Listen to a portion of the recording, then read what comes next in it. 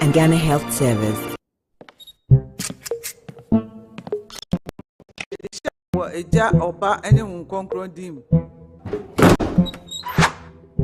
The groom is sick. What? Malaria. Malaria?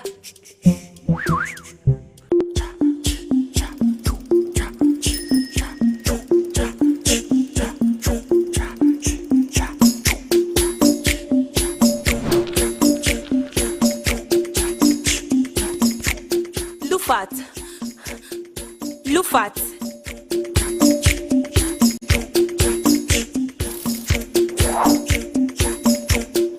Injija woman malaria enka won to them. Lufat, a malaria drop a cope. And now you may kiss the bride.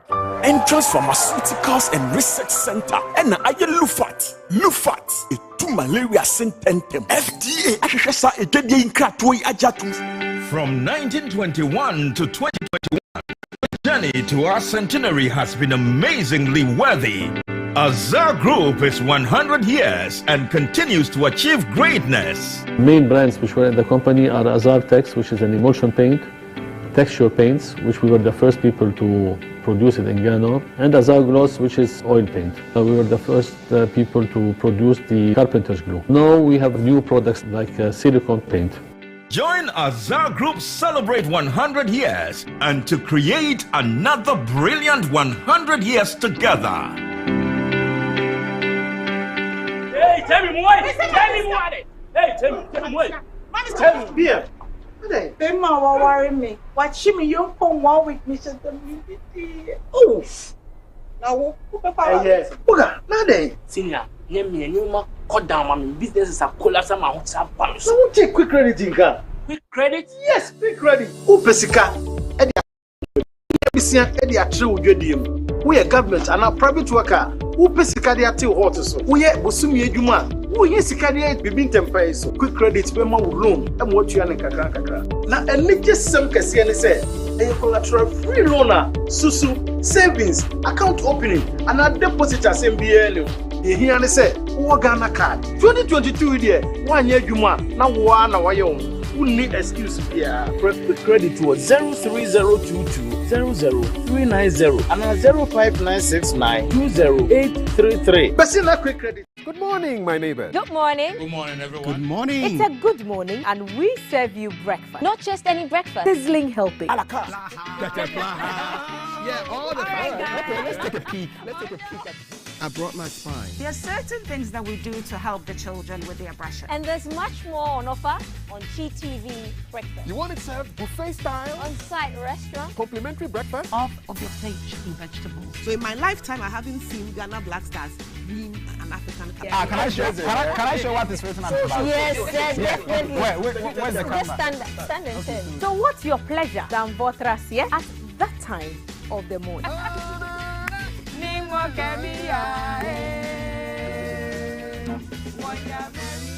So never skip breakfast. GTV breakfast. From Monday to Friday at 6 a.m. We've got you covered with a trusted team.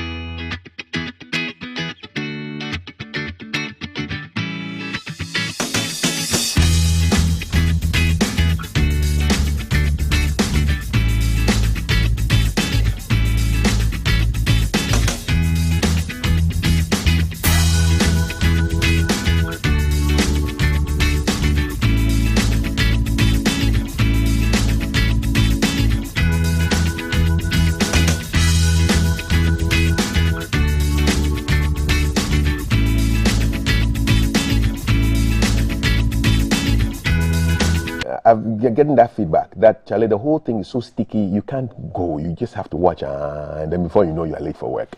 I suggest that you go to YouTube and Facebook, look for Ghana Broadcasting Corporation, download it, our Facebook page, our YouTube page, and then you can take the phone with you wherever you're going, you know, and then you will not be late for work. We don't mind, but your boss may mind, all right? Welcome to the show. This is GTV Breakfast. Still to come, we're going to be going through Osu Castle, and then we'll be looking at returning a ghost town back to life. But for now, we have our headlines. My guests are the Director General of the Internal Audit Agency, Dr. Eric Odro Osai. Good morning, sir. Good morning. And the House of Folk man, Professor John Kokumauto, Dean of the School of Graduate Studies, UPSA. Phobia. The best. What's the prediction against Kotoko over the weekend? 2-1. 2-1. 2-1. Just like that. Just like that. And they know it. I don't joke with my predictions. I hear you. Yeah. Doc, are you a football guy? Who do you support? Well, definitely I'll support. You support Phobia. Both UPSA, both Phobia, both brilliant panelists on our show. That's right. And both about to look at the headlines in the news. We're going to start with the president, who has been speaking to the BBC on the hot topics of the day. You know what they are. One of them starts with E. All right? In fact, both of them start with E. So check out the president speaking with Peter Okocha on the BBC just today. But if I look at the Ghanaian economy, it's doing, I mean, let's just be honest, it's doing terribly. Not terribly. Well, your inflation in your country, inflation in Ghana. I don't know the economy in the world that's doing well. Tell me where you are here. Inflation in Ghana. The highest inflation. Well, 15.7%. The Ghanaian cedi has fallen 20% on the dollar. The worst after Russia, which has a lot of sanctions against it. It's began to firm up. It has begun to firm up, and we're seeing the cedi systematically appreciating against the dollar. People still can't employ. You know, I was just reading today. You know, people in the hospitality industry that you're pushing so hard. You know, having to lay their staff off. We've got taxi driver unions threatening strikes because of spiraling fuel costs. I mean, it doesn't look like a place that I want to go and put my money. Where will you put your money in the world today? Where will you put your money? In Britain, which is suffering the worst standard of living statistics for over 30 years? Is it? All right, let's situate ourselves correctly. The world is going through very difficult times. Ghana is no exception. Nigeria is no exception. There's no country in the world that is escaping the ravages of both COVID-19 and also the impact of the. But what you need to look at are where are the elements being put on the ground that look beyond the COVID and beyond the Russian-Ukraine war. And I think you'll find that in Ghana, the recovery program that we have is one that is considered very credible, and it is what is going to give us the opportunity to come out of this period a stronger economy. And it is that future that we're looking at when we're attracting people. Let's talk about one of the structures that you say you've put in place. The e-levy, a lot of people are calling it a stealth tax on people who already are impoverished.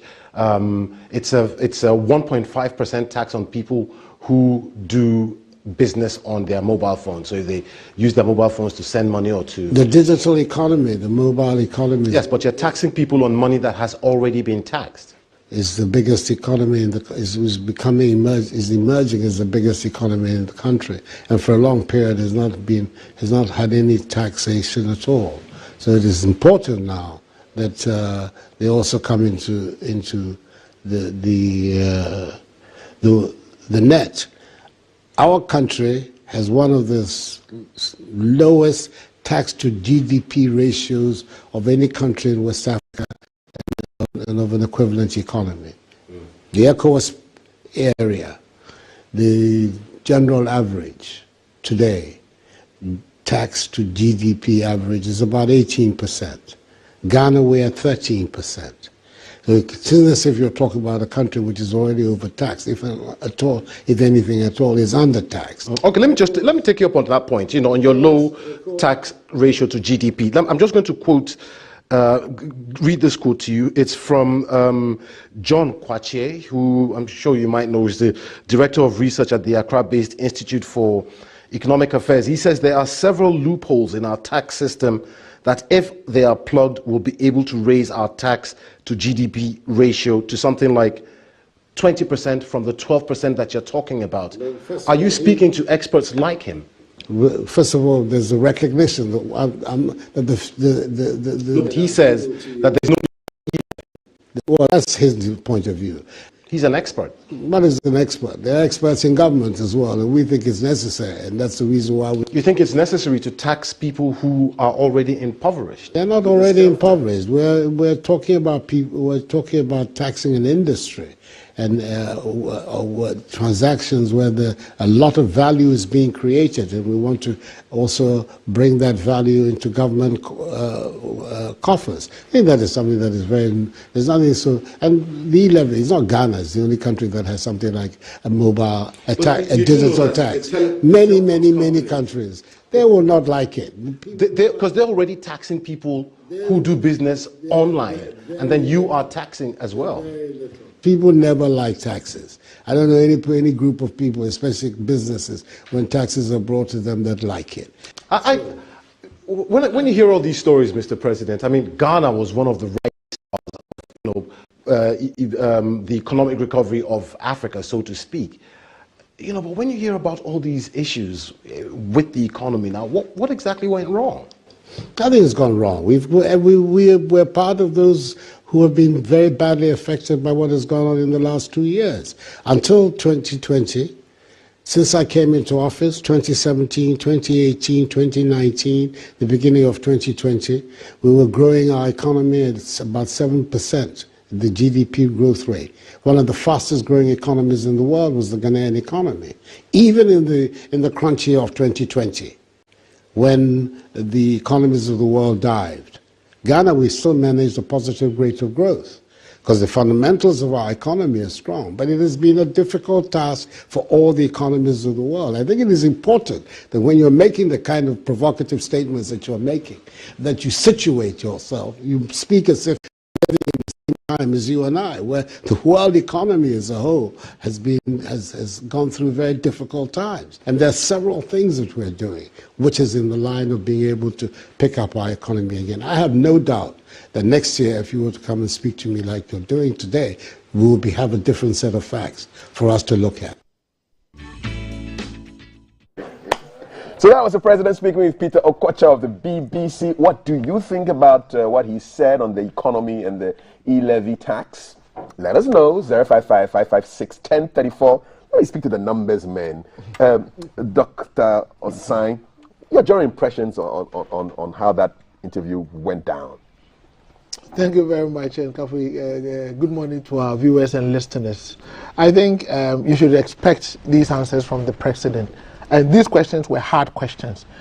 And I was surprised the journalist didn't benchmark it with any West African country, particularly his home country, and things that are happening in other places. So I think the president gave him the answers that he deserves. But I like the concluding note that a year today, come and speak to me, and then we'll be speaking on a different set of facts. So I want to believe that he spoke his mind, and some of these things you need to tell people the truth. And I'm very particular about the area of the experts, Dr. Kwachi, the issue that he raised, that IEA has raised a number of issues. Are they talking to IEA, etc.? And he responded that they have other experts in government.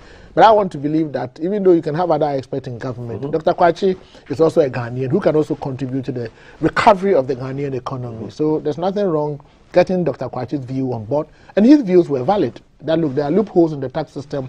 If we are able to plug the loopholes, in addition to the e-levy, we'll be able to do a lot of good things. So I think the president spoke his mind, and that's it. Because if you have Ghana's GDP of 13%, which is way below the ECOWAS benchmark of 18%, and we want to work towards getting to the 18%, it's a good thing. But then what do we do to get there, and how do we use the money? I have always have a problem with transparency in tax utilization, and then making sure that we widen the tax network, and then simplify the processes and seal the loopholes. If we're able to do these things, we'll be able to get to the required ECOWAS benchmark. It's not all about taxing people, but it's about how you use the money to develop the areas for people to be happy. How you send a signal of confidence in the people that your monies are being used well.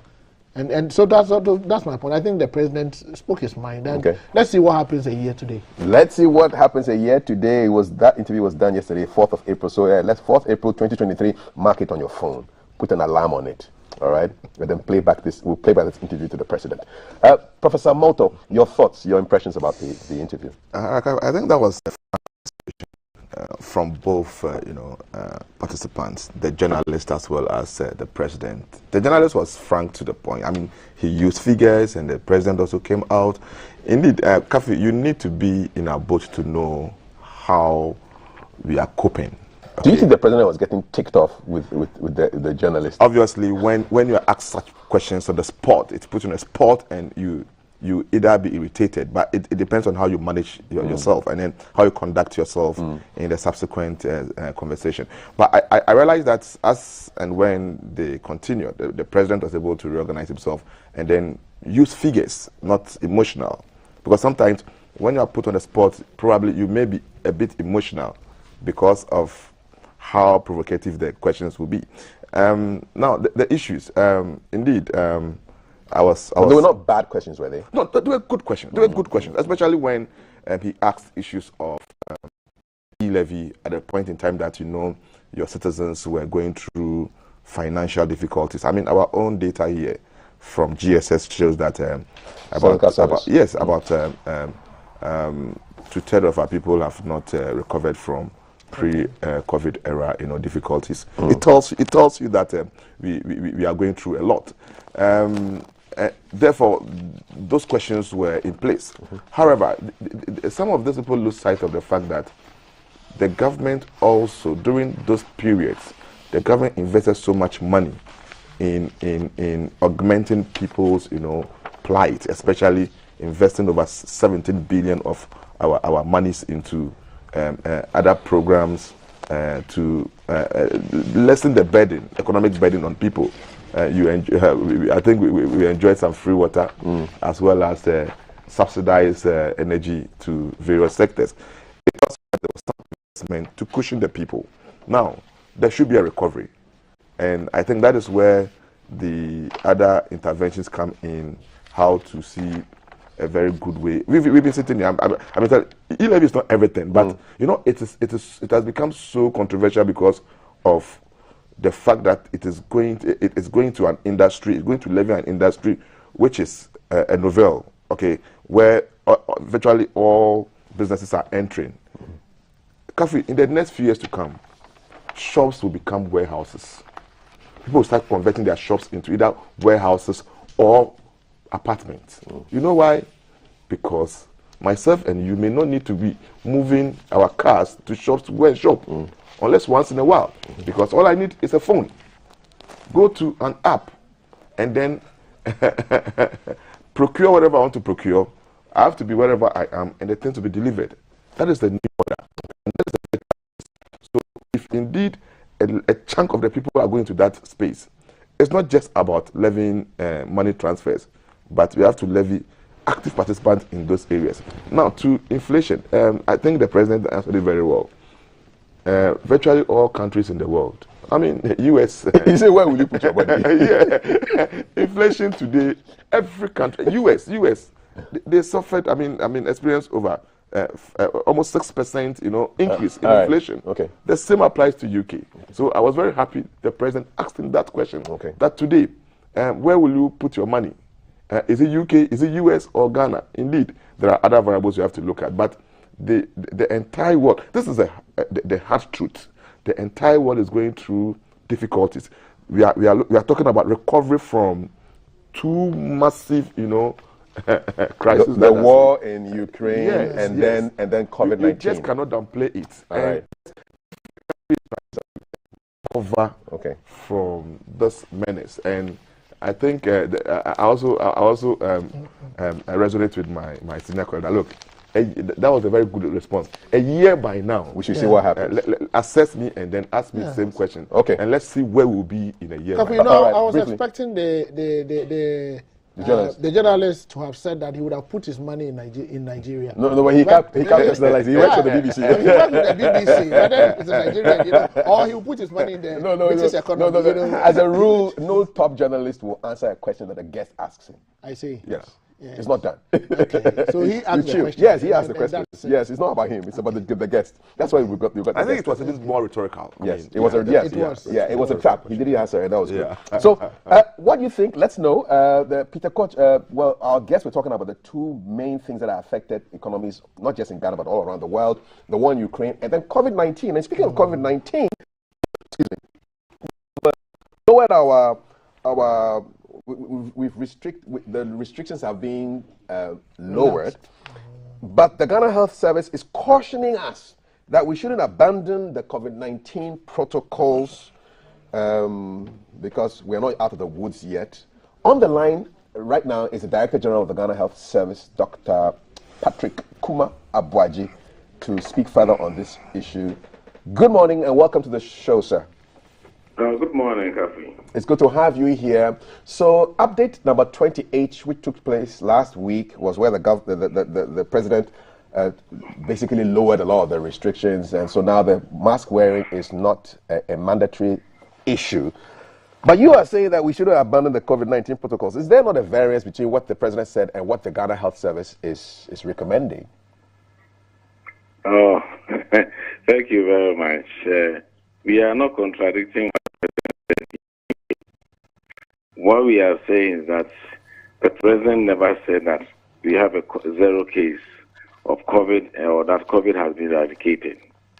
The risk has significantly been reduced. Currently, we have an active case of over 38, and we don't have any severe or critical case. That's across the country. But the 38 is still that the virus still exists. So what we are saying is that, yes, mask may not be mandatory, but it is important that to protect yourself. First, that's the physical barrier with a mask to protect yourself. And secondly, to get vaccinated so that, and of course, wash your hands. The personal hygiene is very important, not just for COVID, but for other diseases. And so that's what we are trying to say, that, yes, the risk is quite low, very, very low. The president didn't say, don't wear masks. There is no more mandatory, as you said. And so those are the things we are trying to hide, because people misunderstand it.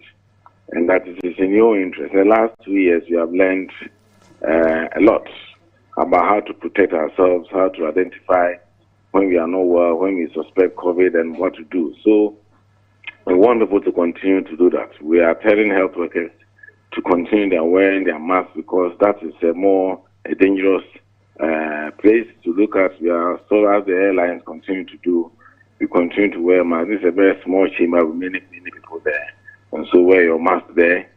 And we are even encouraging the schools that, because of the peculiar nature of your setting, the total number of people, and the fact that a significant number of children below 15 are, in fact, below 18 are yet to be vaccinated. That is, so they don't have the same protection that maybe I and you may have because we have been vaccinated. So those other issues that we are trying to say, that yes, there's a need to reduce most of the restrictions as the president has done. But of course, that was in consult. I mean, that was a recommendation we had also put up as part of the team. But doesn't mean that we should just let go all our guard. But the most important protector is to everybody to get vaccinated, fully vaccinated, not just one. Right. So that's what we're trying to raise. Right. What keeps you up at night? What worries you about how we are handling COVID in Ghana now? Well, one of the key things is the fact that we have about 13.5 million vaccinated out of the expected about, say, 22.9 million based on the new census who should be vaccinated. The only advantage we have is that because of the approach we used, out of that, we'll say about 62% of those vaccinated are in the urban areas where the risk of catching the virus is high. And so we have a significant number of people unvaccinated. And so, but fortunately, most of them are also in the high-risk areas. But of course, we still have people in Accra and Kumasi yet to be vaccinated. And so that is where we feel that if we are able to quickly close up the gap of the vaccination, then we can really be safe that even in the midst of the virus, it will not be, few people will be very sick and few people will die, and it is something that can allow us to continue our normal business as we all hope. Talk to us a little bit about long COVID. What exactly is that, and is there a risk of that happening in Ghana? Well, I mean, it's a nature of the disease. Some people have a situation where it takes a much longer time to recover after getting COVID. And we have seen a few health workers who have had long COVID, and so it's there. How long is this long COVID? Well, I mean, it can go beyond 6 months and be going up to a year. Wow. You know, so, but they are not that many, and we haven't seen too many of such, but there are. It's part of the consequences of COVID. So it's something that we're really encouraging everybody. But even though the restrictions, we're still working on seriously on reducing importation. That's why if you are not vaccinated and you are not a Ghanaian or resident Ghanaian, you cannot come into the country if you are not fully vaccinated. Okay, what's your final word for those who are watching and listening right now with respect to the protocols? My final word is that I think we all want to go back to our normal business, but we cannot go back to normal business as if nothing has happened before. We must remember where we have come from.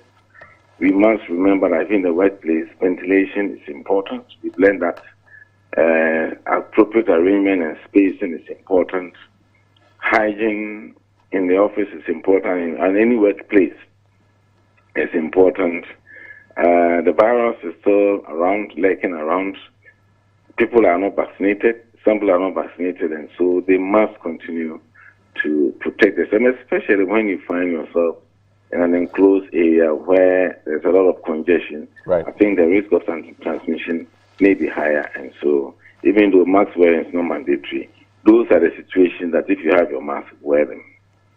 We'll leave it here. Thank you so much. The Director General of the Ghana Health Service, Dr. Patrick Kuma Abuaji. There's a story on on the front page of today's Daily Graphic. Don't abandon COVID-19 protocols. Public, and so you heard it from the horse's own mouth with respect to the protocols. Please keep respecting them. We'll respect your messages in a short while by reading them out via the channel of Thelma. But I want to hear from my panelists before we do that. Dr. Osai. I think he said it right. A lot of people have taken the president's relaxation of the COVID protocols so seriously that they've even stopped wearing the nose masks, and then some don't even observe the safety protocols. Some are not even using the hand sanitizers. You still use the masks in your office? I do. Okay. I do. All right. I do. Except that, like the president said, it is not mandatory, so you cannot insist on it, getting people to wear it before they enter your premises. But like he said, in an enclosed environment where the transmission is very high, you would have to take personal precaution and make sure that you wear the mask, and then also the required protocols. Right. It's critical. We should continue to wash our hands. We should continue to use the hand sanitizers, and then we should continue to keep the social distancing. Okay. So we'll minimize the effect. All right. Otherwise, I think we are fine. Oh, good. Professor Malto, you are in a very interesting environment. Tens of thousands of students moving in and out of the UPSA. Has Update 28 changed anything about the way you behave on campus? Yeah, a lot. It's changed a lot. You know, when you have pronouncement coming from the first gentleman of the state, then it makes things a bit difficult for you to implement some of these issues. But it doesn't stop us from really directing that students should be in. So they still wear masks on campus? Oh, yeah. Okay. Okay. Yeah. In some cases, I insist. When you come to my office, I insist. Wear that mask? Yeah. All right. My office, you need to wear a mask. And then some classrooms, you need to wear masks, particularly when there's AC. where transmission is so easy. Okay. You know, COVID is not yet over. That's what we must admit. And then we should admit that COVID is still moving around. Yeah, Shanghai was locked down recently. It's in lockdown. I mean, the numbers have increased, even as of yesterday. Just that they are not as high as what transpired in the European countries, but the numbers are increasing. And we all know that's where it came from. We don't know whether it's going to mutate and then probably come out with another serious one. So it is not yet over. We don't want no COVID-22. No. 19 is enough. Currently, we are talking about economic recovery. COVID should not come in again. So that we will put things, whatever we are putting in place should probably help us come out with that projected recovery to put our economy on a sound footing. All right. It's very important. Living is just about getting your livelihood. Yes. That's what matters most. That's it. Bread and butter. And COVID has affected us, and we need to get around it. So I think people should be very, very careful about the way they conduct themselves. Please, COVID is some of the rules have been relaxed. It doesn't mean that you should stay idle, forget about everything. But COVID is still around. Therefore, take precaution. Okay. I mean, protect yourself. At least you don't know the position of your neighbor, whether the person has just been infected or not. So it means you have this personal responsibility to take care of yourself. Trust in God, but lock your car. Yeah. Yes, indeed. We'll be going to Ketu South in a short while. Agaveji, Salakofe, affected by tidal waves. The weather is getting angry with us. But before that, let's get our messages. We're happy for your messages. Thelma is in the house. Yes. Talking about COVID, I was particularly very surprised when I was at an EcoBank branch during the week, and there was a crowd outside and everyone was yelling at the security because they insisted that you wear your mask before you enter. And the people's agitation was, but the president said mask wearing is no longer mandatory. And the people said, well, it's no longer mandatory, but if you want to access our services, you have to wear the mask. And there was a huge crowd of people just gathered outside. It tells you that even the masks are not being patronized as much as they were. So it's quite a bother. That market would have crashed keep by safe. now. The mask market has crashed. Keep safe. Wear your mask. Some businesses actually insist on it. So messages coming in 05555611034. Remember, these are the thoughts, comments, and opinions of those who are sending them to us. So it's not me saying it, it's them. It's not GBC's opinions either. And I'll go straight to it. This is quite a lengthy one, but he is making some analysis here. Good morning, breakfast show. When we use average figures, we don't get the real experience. Assuming I buy a valuable product and pay by Momo, after e-levy becomes effective, my tax will be as follows: 18 plus 1 plus 1.5, which is 20.5%, and not the average of 13%. Depending on one salary, there are people who are taxed at 25% or 30%, and where they make a transfer, the tax rates will have increased to either 26.5% or 31.5%. If this is not regressive, how else would you describe it? No one is against taxing e-businesses. It is regressive and therefore unfair to tax already taxed money being transferred to a different location. That's according to Frederick. Jen joins the conversation. Good morning, CAF. I felt sorry yesterday seeing that was your president talking on World President. It seems the president is out of touch with reality, and the president was defensive. He was defending his ego and incompetence, and he goes on to make some analysis there. Abdul Latif says, as usual, the president spoke well, and Ghanaians accept that there is or was a pandemic that has affected global economy like ours. We'll keep playing politics with the economy. Those hoping for a complete crash, be informed, the president will fix it, and the statistics will be different in a year's time.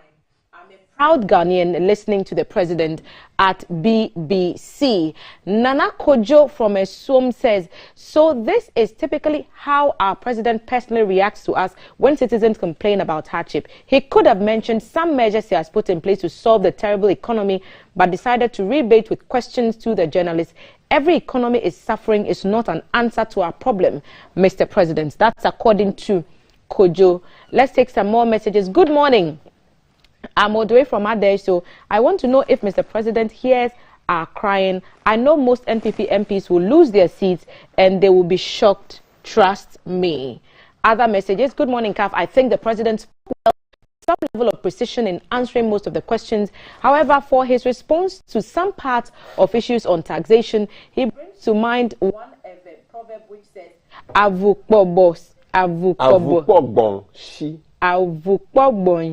yes. Translating, the dog runs at the sight of a goat. God bless our homeland, Ghana. GTV breakfast.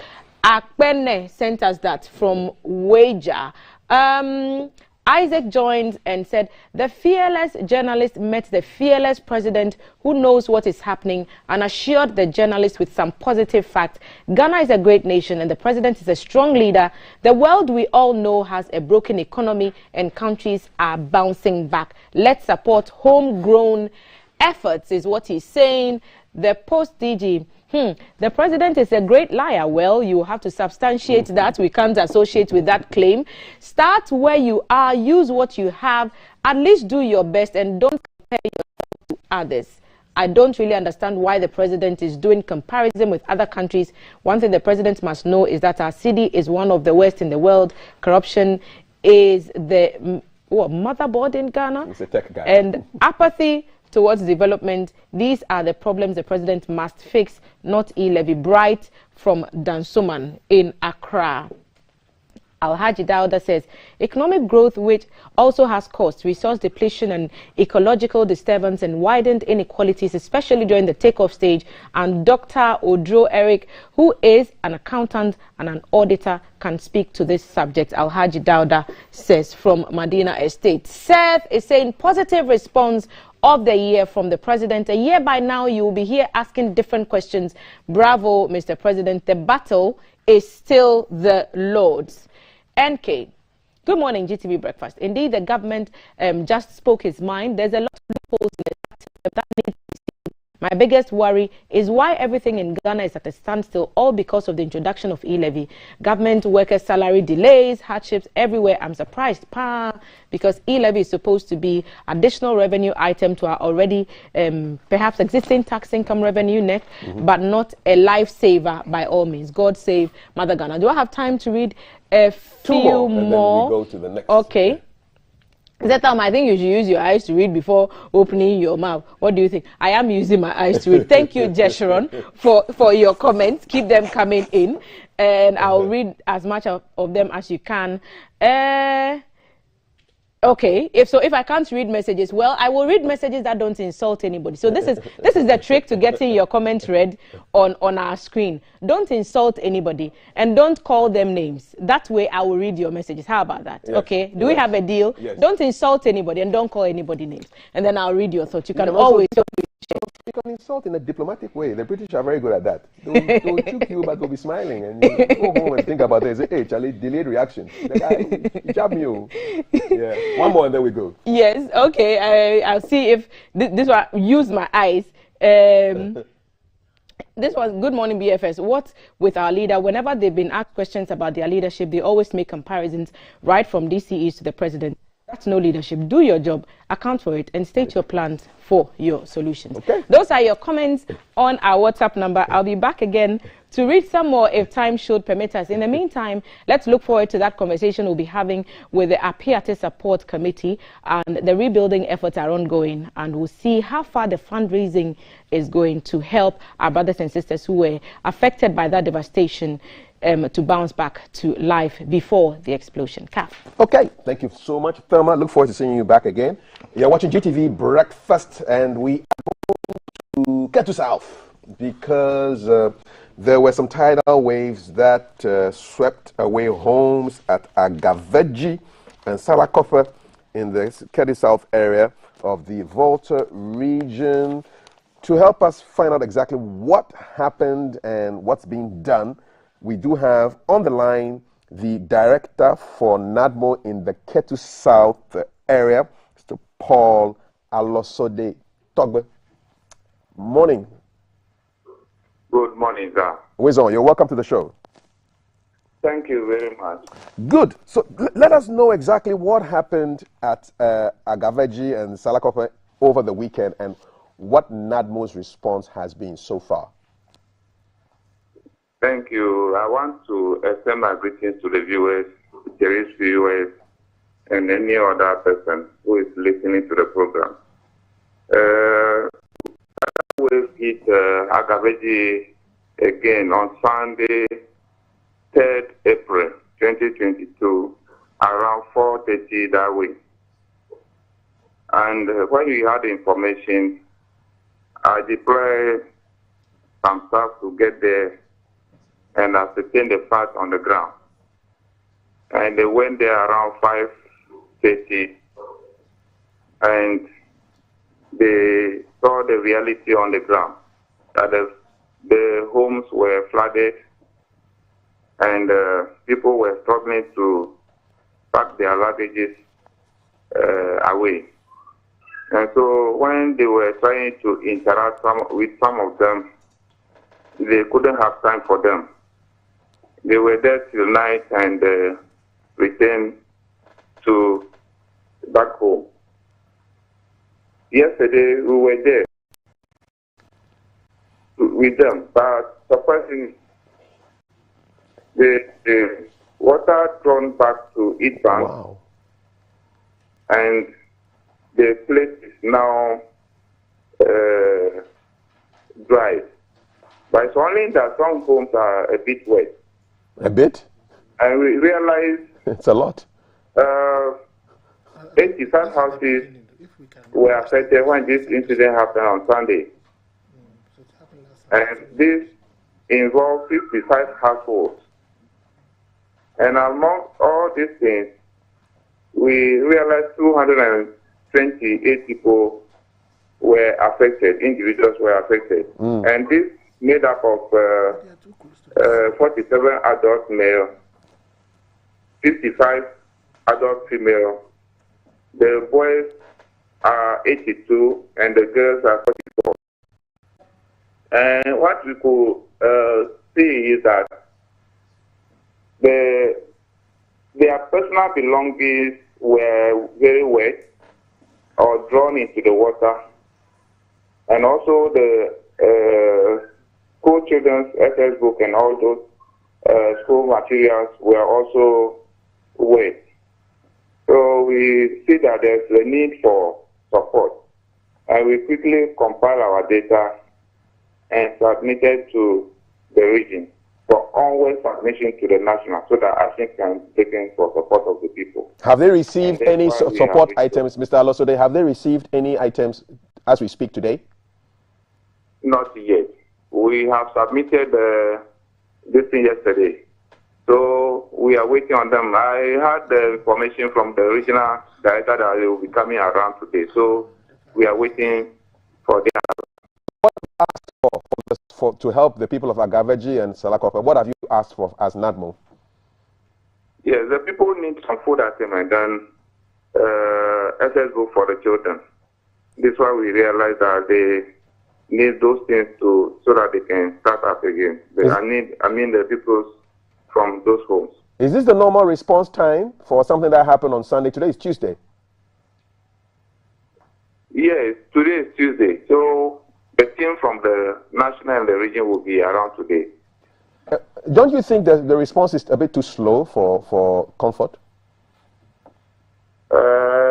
It can be, somebody can see it like that, but we need to know the number of people affected, what is wrong with them, and what we should do before we can take any action. But with respect, Mr. Alosode, you counted the people, you counted the houses, 85 houses, you counted the households, 55 households, you counted the individuals affected, 228 individuals. Fortunately, no people had died, and you did this yesterday. So what assurance have you been given that there will be a response today? Okay, that's the work we have to do and submit. And I know when the data is submitted, action will be taken. That is why we are waiting for them to come today. Have you received word that the action is being taken? Come again, please. What assurance have you been given that there will be some swift action taken for people who are suffering? But it means there will be action taken because all the time that it happened to them, we have taken action on those things. So that means something will be done to help them come to normalcy. When? They are coming today. Our bosses are coming today. So they will come with whatever ideas or materials they will be needing.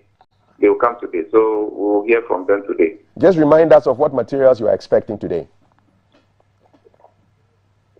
We have not been told yet. So we no, are but Mr. Alosode, you are on the ground. So the expectation is that you will make a recommendation that based on what you have seen and the numbers, this is what you require. Is that correct? I just mentioned it already that we suggested or we proposed that the school materials are needed, and also some food items are also needed for the people.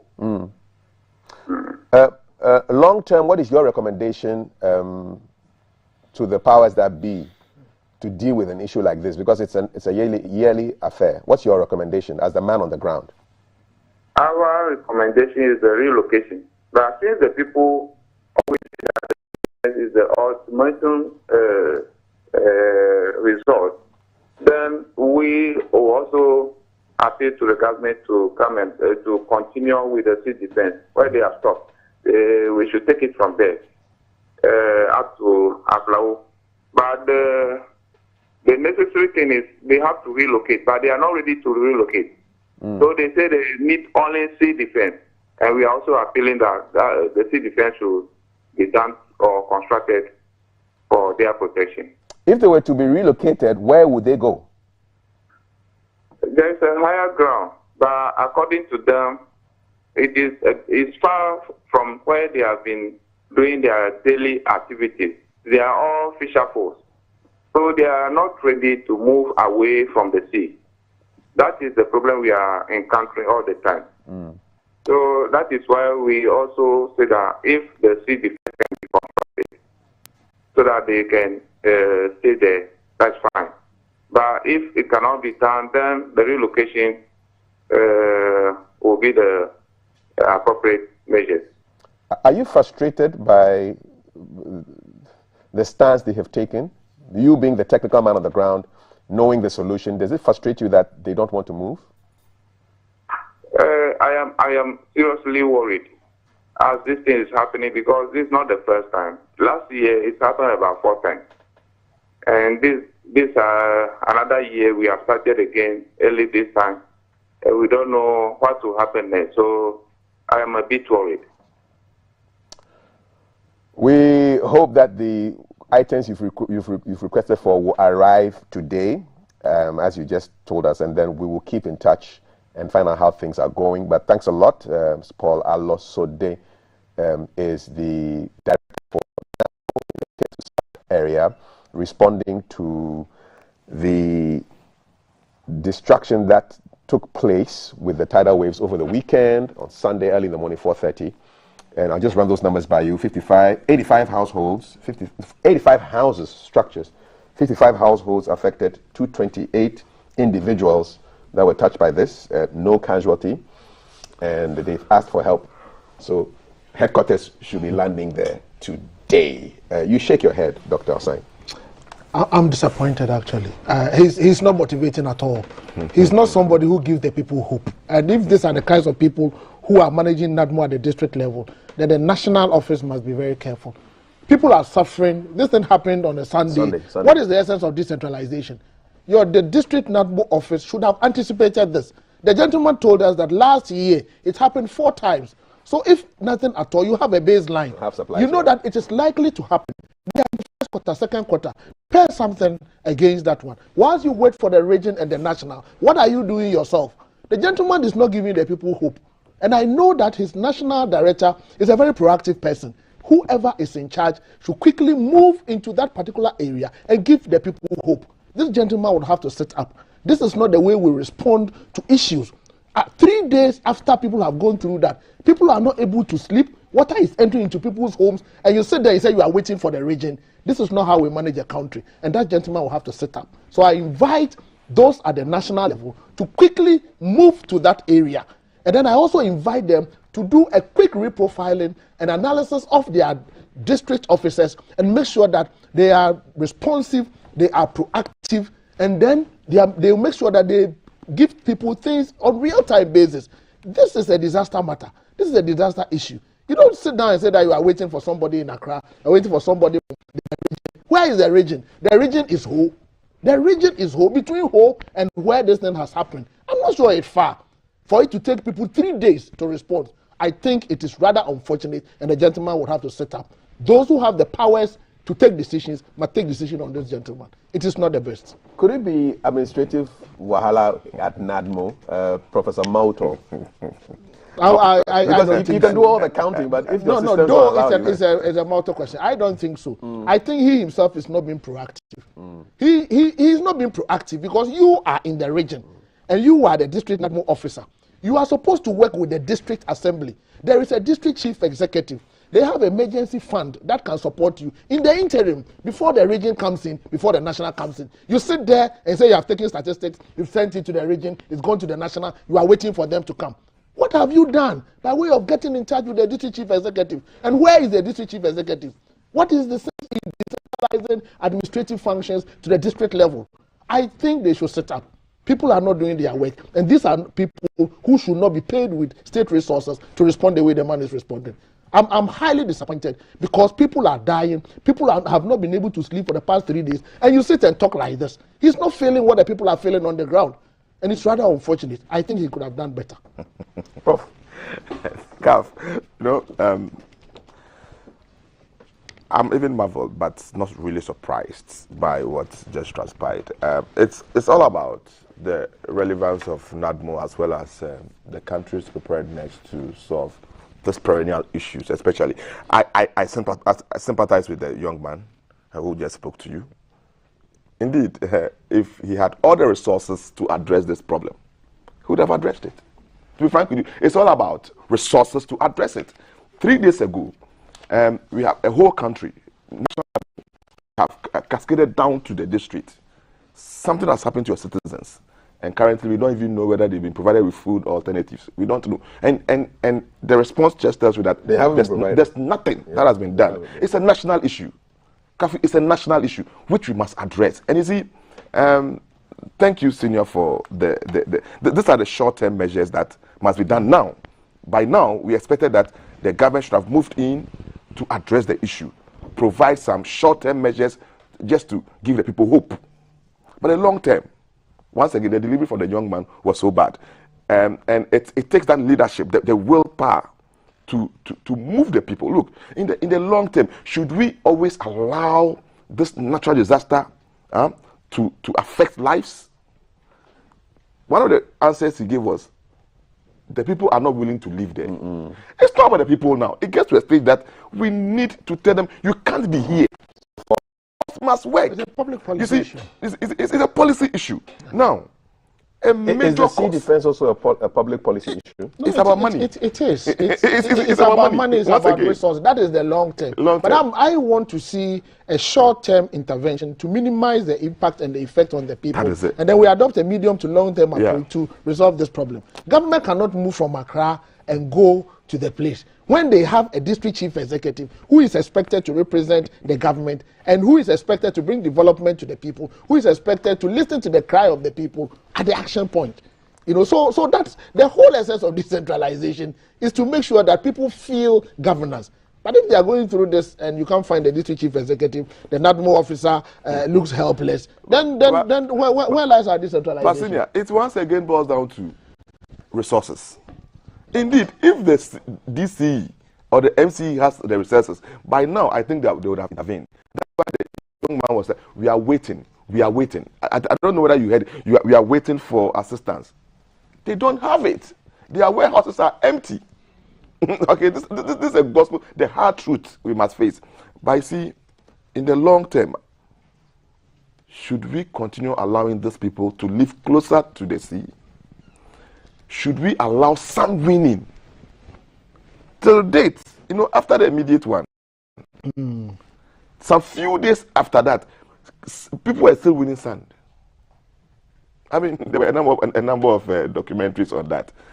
It's unfortunate. What When was talking about? It was going to be false, you know. Not about. I mean, it was established that it was even a different country, not Ghana. But there were some documentaries done that showed that people were still winning sand. I mean, people were interviewed around the area. But you see, Kafui, as I mentioned earlier, it's about the willpower to ensure that the right thing is done. Okay. People should move away from the place. Let's give them alternative livelihoods. Are you okay? So that indeed, if you move them and you don't replace whatever they have, they'll come back again. And don't assume, let's assume that they don't know. I mean, where they are living is so dangerous and so inimical to their lives. I mean, it's something that we should admit that, look, it's a failure in the system that whenever there are problems, perennial problems, we don't have a comprehensive plan to address them. I mean, plans that to address the short, medium, and then the long-term solutions. Now back to the young man. This man reminds me of a PRO of one former president who is deceased. When he was caught on camera sleeping, and when he was interviewed, he said the president was not sleeping, but was in the eye. You know, yes, he's just trying to play around the whole issue, but it's so serious that you don't joke with people's lives. By now, what even affects me are I feel frustrated is the plight of the children in there. Schools have been affected by now. So what is the education ministry doing? It's not just about the district assemblies, but you see, whenever we have some of those calamities, we need everybody to come on board. And it will be good to hear from the district chief executive of that area. That is it. Because he's the president's man on the ground. He's representing the president down there. Yes, and he controls all the resources. And that is what Senior has spoken about very well, that by now there should be some swift movement to the place and then get issues addressed, reset some people by now. Look, after 3 days, I want to believe that some people are still living in there. After 3 days, because it becomes a normal life. Are you okay? It boils down to resources, Kafi. If those resources were there, if the warehouses have been filled with food, mattress, they would have intervened and supplied them. All right. What do you think? You live in the area? Agaveji, Salakope, Kedu South, the district of the Volta region, tidal waves took place on Sunday. And as at Tuesday, people are suffering in silence and wetness. Yep, and we have a NADMO there. So we will stay with this. We should be speaking to the DCE, if not today, then tomorrow, to find out exactly what because if they say that the staff is going to get there today, and we get to them tomorrow, God willing, we should get a report on what exactly is going on. But the response to natural disasters must be swift and improved. Otherwise, people are going to feel that nobody cares for them, and that shouldn't be the case for anybody who lives in this country. I have a couple more stories before we wrap it up for the day. Issues of money. Government can only collect 3.5 billion.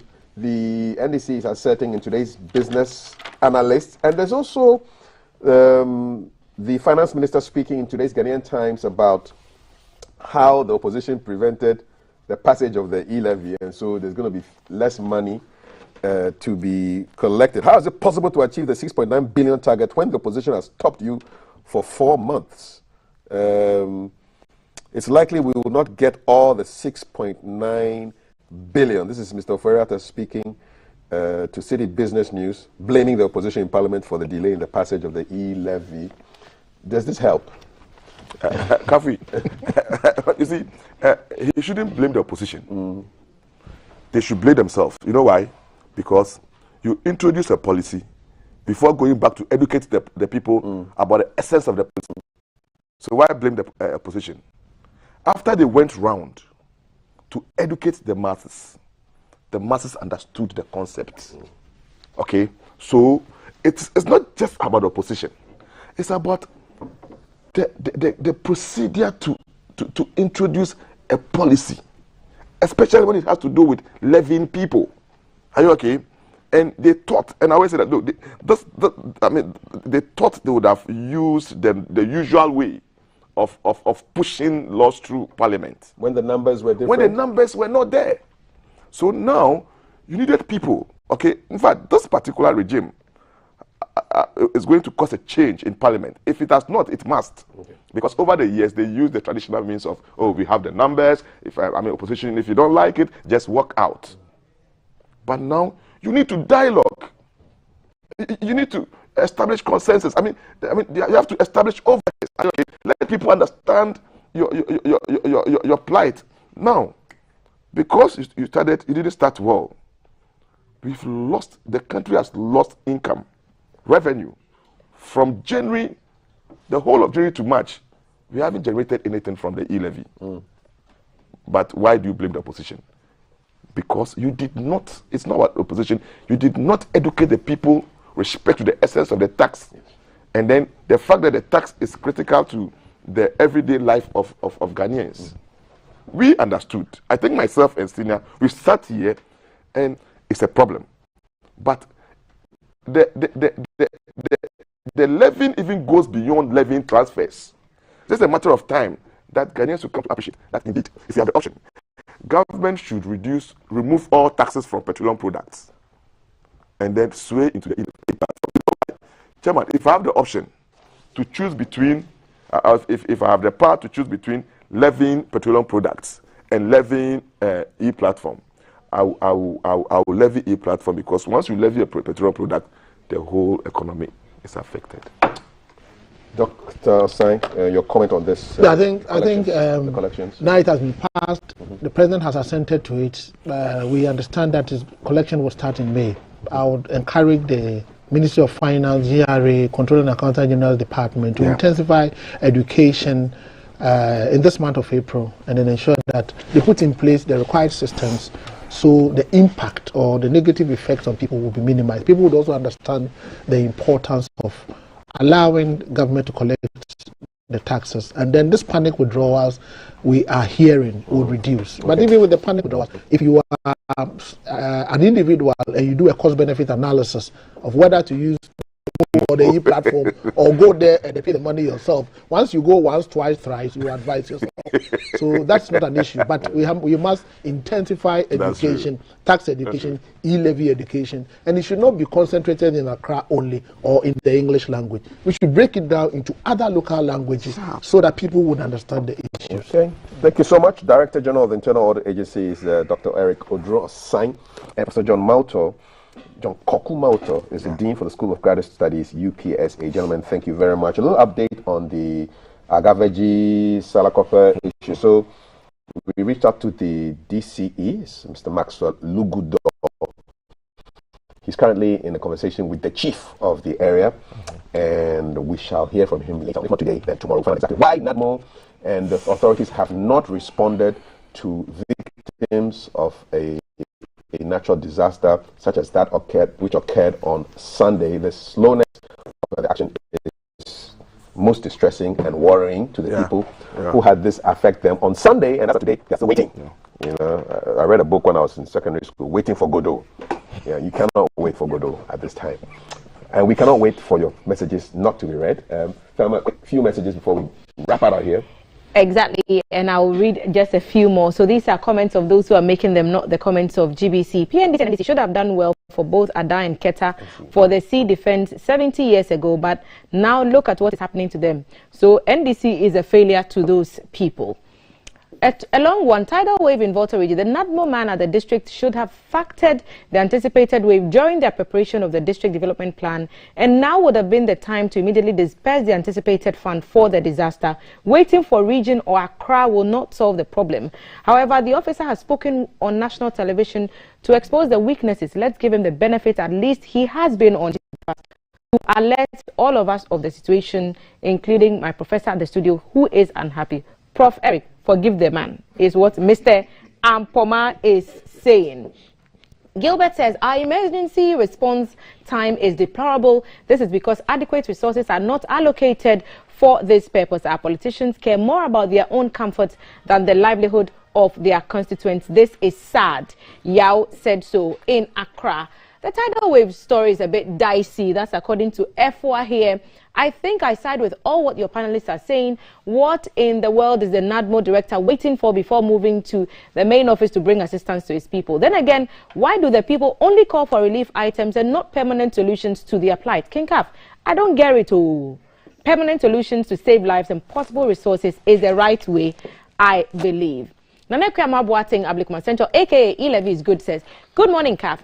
Those that are spreading false information regarding the leading to panic withdrawals is regrettable, and I strongly believe that NDC is behind this. In any case, I don't think they've taken their time to read the bill to understand what it entails. Well, I don't know how you came by that conclusion, but those are your thoughts and comments, so you reserve the right to your opinion. Good morning to you. Increase in price in transport fares. I think we need an appropriate government policy or entity to be controlling transport fares or be regulating transport fares in the system, but not only allowing GPRTU to be regulating the fares or coming out with their quotation all in the name of increasing the price of fuel in the system. That's quite a lengthy one. Let me pick some more thoughts.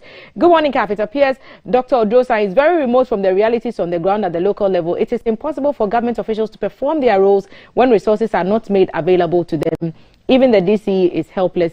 The decentralized local government administration system is in a real mess. That's according to Dan Inkwe. Save says, good morning. Is the good BBC exposed our president? They don't want to be asked hard questions from our Ghanaian journalists. Nanado also said taxing industry, but not individuals. So if I send money to my old lady, that means I am an industry. That's what Save is saying. Kaf, this tidal wave issue has become an annual conversation. In as much as we sympathize with them, it's becoming a national security issue, and the government must stand up to either look at the sea defense challenge or relocate them mandately. We pray for them, but I strongly will go for the mandatory relocation for the entire community. Kaf, it's serious. And if I have time, I'll pick a few more. Good morning, great show as always. I don't get why we continue to talk about what the government has done rather than identify the impact of the billions of our money successive governments spend. I've never seen anybody clapping because the ATM allows them their money. We should be talking about cost containment and impact on the citizens on actions taken by those in power. And some questions there from Nana K. Let's go straight to the top of the thing and say, the NADMO representative, this presentation seems to me like he hasn't been at the site, more or less like he's not even sure of what he's saying. When Ghana intensifies the appointment and not how, who you know, perhaps is what you want to say. F4 is back again and said, since the BBC interview has made it known to us that there are many tax loopholes and e-levy not the surest way, why aren't the finance ministry taking a good look at those? More messages, and this one is from Bismarck.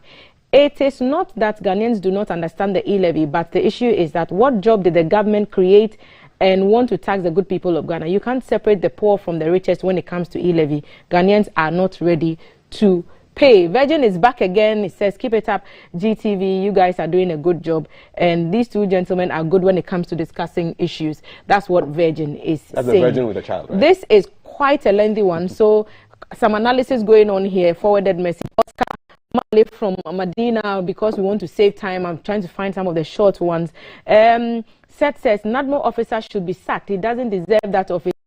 What is he waiting for? My God, I'm very, very sad this morning. Trisha has sent another lengthy one. Kudos to your great panel, one of the best brain. Britain has increased their utility bills to 50%. We have to count ourselves blessed in this country. They're complaining bitterly of the increase. And Trisha is also making her own analysis. Thank you for sending your messages. All right, we've got a conversation on our Piatti from one disaster to another. Right here on GTV Breakfast Show. You stay with us, don't go anywhere. My name is Kafui. 555561034. We'll be checking out the Osu Castle as well and a lot more, so you stay with us. Don't go anywhere. We're making you late for work, but it's not our fault. You are working, and we love your eyeballs.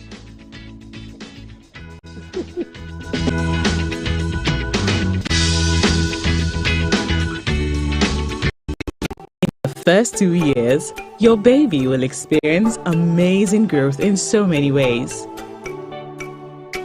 To fuel it, they need the right nutrition. With Cerelac, 1 bowl of goodness a day provides the wholesomeness of carefully selected grains, the Iron Plus, which helps support brain development, and the yummy taste baby loves, assuring you the right nutrition in 1 bowl. Cerelac. It's all good, Mom. This advert is FDA approved.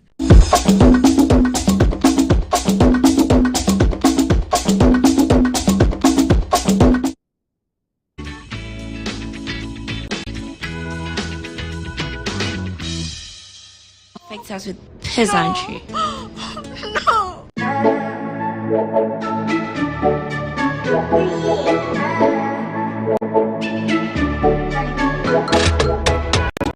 Coming live from the capital. This is the Breakfast Show.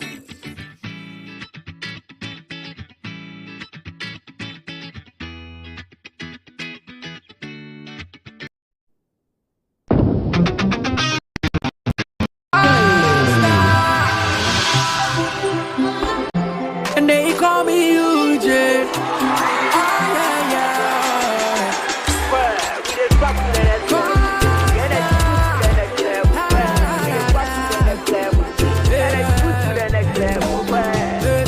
When you need a shoulder to cry, run on my pampe, so we try to suicide. Let bygone be bygone. I didn't see what the one I'm gonna do. We go straight to stardom. I'm gonna take you to next level. Oh my baby, oh yeah, yeah, yeah. The energy next level. But baby, oh yeah, yeah, yeah. I'm gonna take you to next level. Oh my baby, oh yeah, yeah, yeah. I don't go next level. Excessive drinking can be detrimental to health. Not recommended for persons under 18 years, lactating mothers, pregnant women, and people sensitive to caffeine. This advertisement has been vetted and approved by the FDA.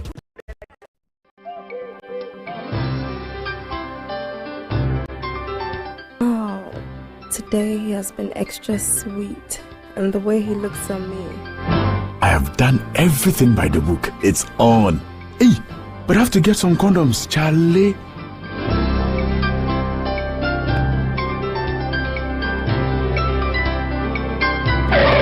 Using a condom will protect you and your partner from HIV, STIs, and unplanned pregnancy. Condoms are an effective way for protection against HIV infection. Don't take risks. Use a condom every time.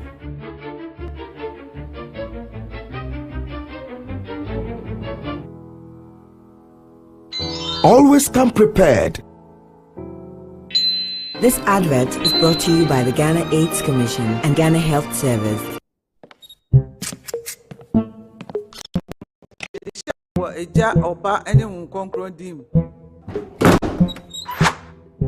The groom is sick. What? Malaria. Malaria.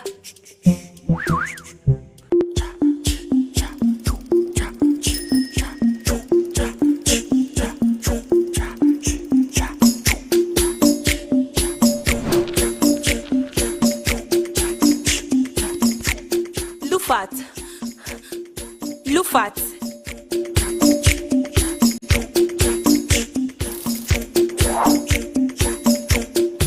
In Jija, woman malaria and kawon to them.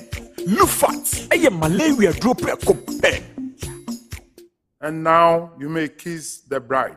Entrance Pharmaceuticals and Research Center. And I Lufat. Lufat, a two malaria sententem. FDA, Ashasa, a Jedi in Kratoi Ajatus. From 1921 to 2021, the journey to our centenary has been amazingly worthy.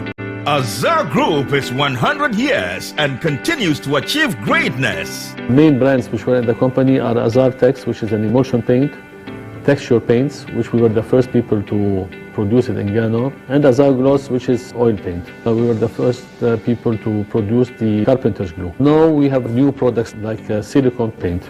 Join Azar Group celebrate 100 years and to create another brilliant 100 years together. Hey, tell me what? Tell me what? Hey, tell me what? Tell me, beer. Emma will worry me. Watch me, you come 1 week, Mr. WBT. Oh, now, yes. Boga, nothing. Senior, name me a new man. Cut down, my business is a collapse. I'm out of bounds. So, who take quick credit in Ghana? Quick credit? Yes, quick credit. Who pesika? Eddie atru udwediem. We are government and a private worker. Who pesika they ati hot so. We are busumi edwuma. Who yes sikadi bibin tempai so quick credit be ma loan e mo tua ne kakra. Na ene jesem kese ne say a collateral free loan susu savings account opening and a deposit as MBL. You hear me say, "Wo Ghana card 2022 there, 1 year juma na wo na wayo." Who need excuse here? Press quick credit to 03022 and 05969 Besina quick credit. Morning, my neighbor. Good morning. Good morning, everyone. Good morning. It's a good morning, and we serve you breakfast. Not just any breakfast. Sizzling healthy. Yeah, all the time. Okay, let's take a peek. I brought my spine. There are certain things that we do to help the children with their brushing. And there's much more on offer on GTV breakfast. You want it served buffet style? On-site restaurant. Complimentary breakfast? Off of your plate chicken vegetables. So in my lifetime, I haven't seen Ghana Black Stars win an African Cup. Can I show what is written on the box? Yes, definitely. Where's the camera? Just stand and turn. So what's your pleasure than Botras, yeah? At that time of the morning.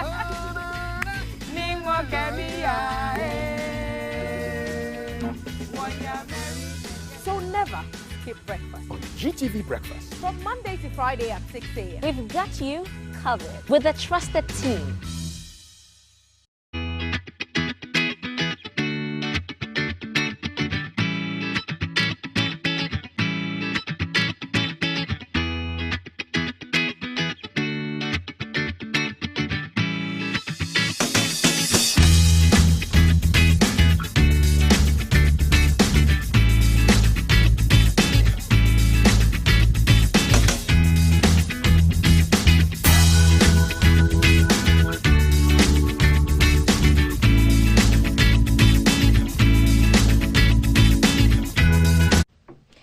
Thanks for staying on. It's Breakfast Live on GTV, made possible by our kind sponsors at Donko Next Level Energy Drink and Awake Purified Water.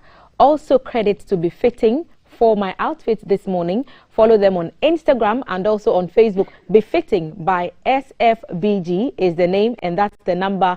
You can get ready to wear corporate and smart casual outfits from Befitting. Linda and the ladies, thank you so very much. And another massive birthday shout to the Honorable Minister for Information, Kojo Ponkroma. Today is your birthday. We wish you the very best. We miss you at GBC. We want you at the table. And of course, we pray that you have the most pleasant of days and the rest of your year.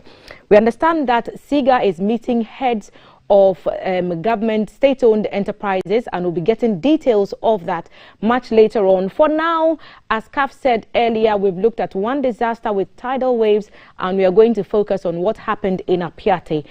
January 20 started as any other day for members of that community, but by the end of that day, a massive explosion had ripped through the community, brought buildings down, and most tragically, lives were lost in that disaster. Support started pouring in, and the president instituted a fund to help in rebuilding efforts. So far, we are told that some 35.8 million Ghana cedis have been raised for the reconstruction of the community, but the chairperson says that amount is not enough. We are told that the reconstruction efforts are expected to commence sometime towards the end of this month, but 35.8 million not enough is what the chairperson is saying. She and her team are joining us at the table to make the case for more funds for Apiate, and Reverend Dr. Rosalind Joyce Ayi has joined me. She is the chairperson of the Apiate Support Committee. Reverend, good morning and welcome. Good morning. I like the way you started with the Rosalind. That's my bottom box name. now we've unearthed it. Yes, yes. And she came here with an able team. The Deputy Minister for Land and Natural Resources, the Honorable Benito Usubio, is also here. Honorable, welcome back. But he is the chairman of the Reconstruction and Implementation team. There you have so actually, he's not part of my team. He just take the money. He's taking the money and then that give it I to you. raise. No, I raise it and give it to him. And then he uses it to build the community. Yes. My team. And you can't do it without the technical hands at helm. And Yes. they are also represented. Mr. Charles Blankson Hemans, he's a member of the reconstruction committee as well. He'll be getting into a bit more of the technical details with us. So Hemans, thank you for joining us. Thank you and good morning. I'll start with you, Dr. Ayi. You came here on the show previously and you Yes, made the I did. case for people to donate. You announced the website, you gave us how to donate, and so far we are told it's 35.8 million. Indeed. And you're saying it's not enough. What was your target to begin with? Well, that's just it. My target was sufficient funds. That's what we were told to raise sufficient funds. And now that we know the amount of work that is required, it is obvious that we could do some more. For example, what I'm hearing is to do the network of roads and other services alone will take more than half of this amount. We haven't even come to the point of building, you know. And that's why we're saying it's not enough, because you have to do the road network, which alone will be around 17 million. Building roads is very, very expensive. And then you're going to think of taking electricity, making sure there's water, you know. We're going to make sure that there are trees and so on. These trees have to be cultivated and grown, and it's not something that will grow by itself. All these things have cost centers. And then there's the whole issue of building, house with 1 room, house with 2 rooms, a house with 3 rooms, and so on. And also creating periphery areas where life can become a little more vibrant, you know, because apart from taking care of the immediate community that was destroyed because of the blast, you have to plan for the growth of the area. And so when we say the money is not enough, we are actually focusing on our mandate of raising sufficient funds. Until the work is done, the funds are not sufficient. So are we looking to build back exactly what people have lost? So if someone lost a 3-story property at the site, are we looking to put exactly that kind of structure back for that person? In effect, yes. For those that actually suffered destruction, that's what's going to happen. I think happily most of the structures were not high-rise. Wattle and daub is what most of the buildings were, but you can't give them back that wattle and daub. You have to give them more permanent, you know, well, not permanent. You have to give them more sustainable structures, you know. But this is why Mr.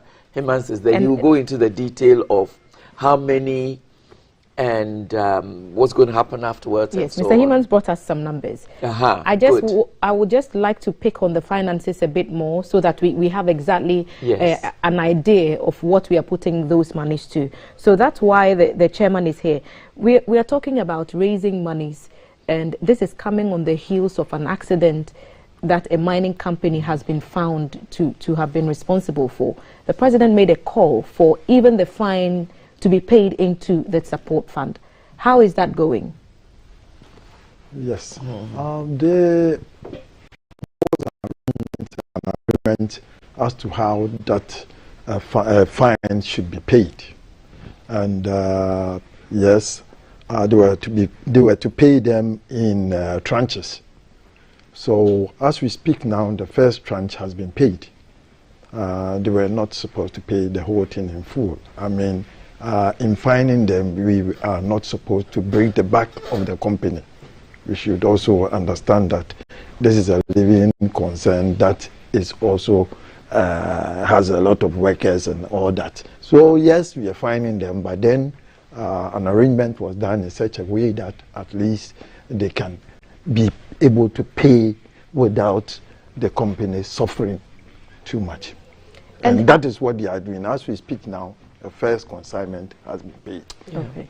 So about 1.9 million cedis in cedis, $277,000, which translates into 1.9 million cedis. That is part of the 35. Are corporate entities donating? Are individuals donating? Yes, indeed. Individuals and corporate organizations have been donating. I must admit that the mining fraternity has also done quite well. And they have been donating. We have got banks donating. We've got GASEM has donated.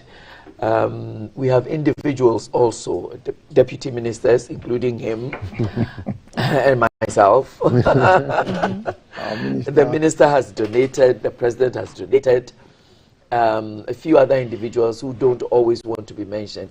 It's very interesting. I think it was last week. A church in Kuntunsi, a Presbyterian society in Kuntunsi, came all the way from Kuntunsi and brought us you know, given the kind of congregation that they are, very, very, very encouraging. And then another society came, and again, a small amount, but it's just the idea behind it. Plus, some people pay directly using the Momo numbers we have given. They pay directly or going on the website to pay the money. So, at the appropriate time, we'll put out a list and make sure that I'll be coming for yours. We'll be very, very, very happy to contribute. Yes. Widow Smite is always, it takes it that much closer to getting to the target. Mr. Himans, it's your time now. Talk to us about the extent of work we are expecting here. How many structures are we looking at? There's a plan. Would you like to talk us through what we are seeing on our screens now? I'll take you through. I'll just give you a quick I'll just give you a quick synopsis of where we are. The implementation committee is formed of various professionals, quite detailed. There are about 10 of us. There's somebody from the Ministry of, the Director of Housing at the Ministry of Works and Housing. We've got the Director for Land Use and Spatial Planning Authority on board. We've got a resettlement plan specialist from one of the nearby mining companies. We've got a member of the Ghana Institute of Surveyors. We've got help from the Water Resources Commission on board. Even the divisional chief of Biposo, Nana Ata Kojo Brembi II, who is also the chief of Apiatsi. He's also on the committee, you know, to bring in the community side of things. We've got a member of the Ghana Institute of Architects, myself actually, the Urban Roads Institution of Engineers, and the MCE. So it's a full constituted technical board that is trying to do the implementation. So it's the work of the board that has brought out finally the land use plan, which I'll present shortly. It's chaired by the Honorable Deputy Minister Benito Usubio, and the minister himself oversees the project, and I can tell you he drives a hard bargain. So he does. we you know, we are where we are because we've been moving very fast. I've heard some of the sentiments and comments. I can assure members of the public, the government, the president, everybody that this thing is going to happen, and it's going to happen very fast. You mentioned earlier on that we are starting at the end of April. We are indeed starting at the end of April. We've got the layout, the road layout to be done. So what we want to do, as Dr. Ayi said, is that we want to start with the roads, particularly because we are going into the rainy season. And trying to do road works in the rainy season is not an easy thing to do, earthworks especially. So we are accelerating to start, and we got all the documents from the ministry, urban roads, for the road network. So there's government involvement in it at the highest level. So there's transparency and commitment throughout. So what we did as a team initially, I'll just give you a quick synopsis of the range of our work, was that we actually sat down and based on the terms of reference, we drew up a roadmap as to how we're going to approach the scheme, and it's quite sad that it was such a disaster. But initially we went and did a reconnaissance survey just to get an idea of the extent of damage and what exactly had happened. Then we went back into the community to do an inventory, to engage with the community to see how their lifestyles were, how they were living, the type of structures they were living, because as has been said, and I think there needs to be clarity on this, the key word is reconstruction. We are not going to go and build a whole new utopia, something like this, you know, as a reason. No, it's really to try and bring them back to where they were before, because it's public funds. There has to be for everybody to feel that they are donating to help each other. you know, to bring the community back to life. So it's a reconstruction element. So we needed to understand how the elements were on ground first. So we went and we did all that. We were able to get the inventory of the number of houses, the types of houses, and obviously being a community, they were not all the same. So there were some who were staying in 1-bedroom houses up to about 10-bedroom houses which had been built and which were flattened. So we looked at all those elements too, and we engaged. And then based on that, we come out with the land use map, or plan, so to speak, which will then define where the residential areas are, which I'm going to present shortly, where the schools are, where the clinics were. And some of the things that we identified that we were going to do was the residential, and then we have open spaces. Obviously, you need that in a land plan. Then the roads, we had light industry, we had mixed use, we have commercial, water bodies, education, worship, and so these were the basic elements that we needed to put into the land use plan. And I'll quickly go through that. Yes, take us through. I see one long green one that runs from the top to the bottom. Yes. I'm guessing that that would be the main road. And then perhaps the open spaces would be the other greens I see in the corners there, thereabout. And then obviously the experts will tell me if I'm right or wrong. That's fine. So I don't know if this is what you are referring to, but this is the main Bogosu road. Okay. And the accident happened somewhere around just about here. The explosion happened and it tore the road apart. And so that was what was existing, mainly in terms of the standard plan that we work from. The main difference, and I'll start with the road in terms of the land use map, is that what happened was that the town was quite close to the main road. Now, if you imagine that this is a mining community, so to speak, and you get trucks and heavy-duty vehicles, that really shouldn't have been the case. So in this new land use map that we presented, we've given the statutory about 200 feet of buffer. And it's a green belt, so to speak, so that vehicles are not passing directly through towns, which the attendant, possibility of vehicle and pedestrian accidents and so on and so forth. So the first key thing was to create this green buffer along the main road. And we are hoping that we'll plant trees and some sort of vegetation just to give that ambience of not being crowded. I think this should become a standard idea for most town planning as we move forward, that we should try and avoid a situation where the towns actually, especially for roads that are used by industrial but those rules exist elsewhere, but we know different.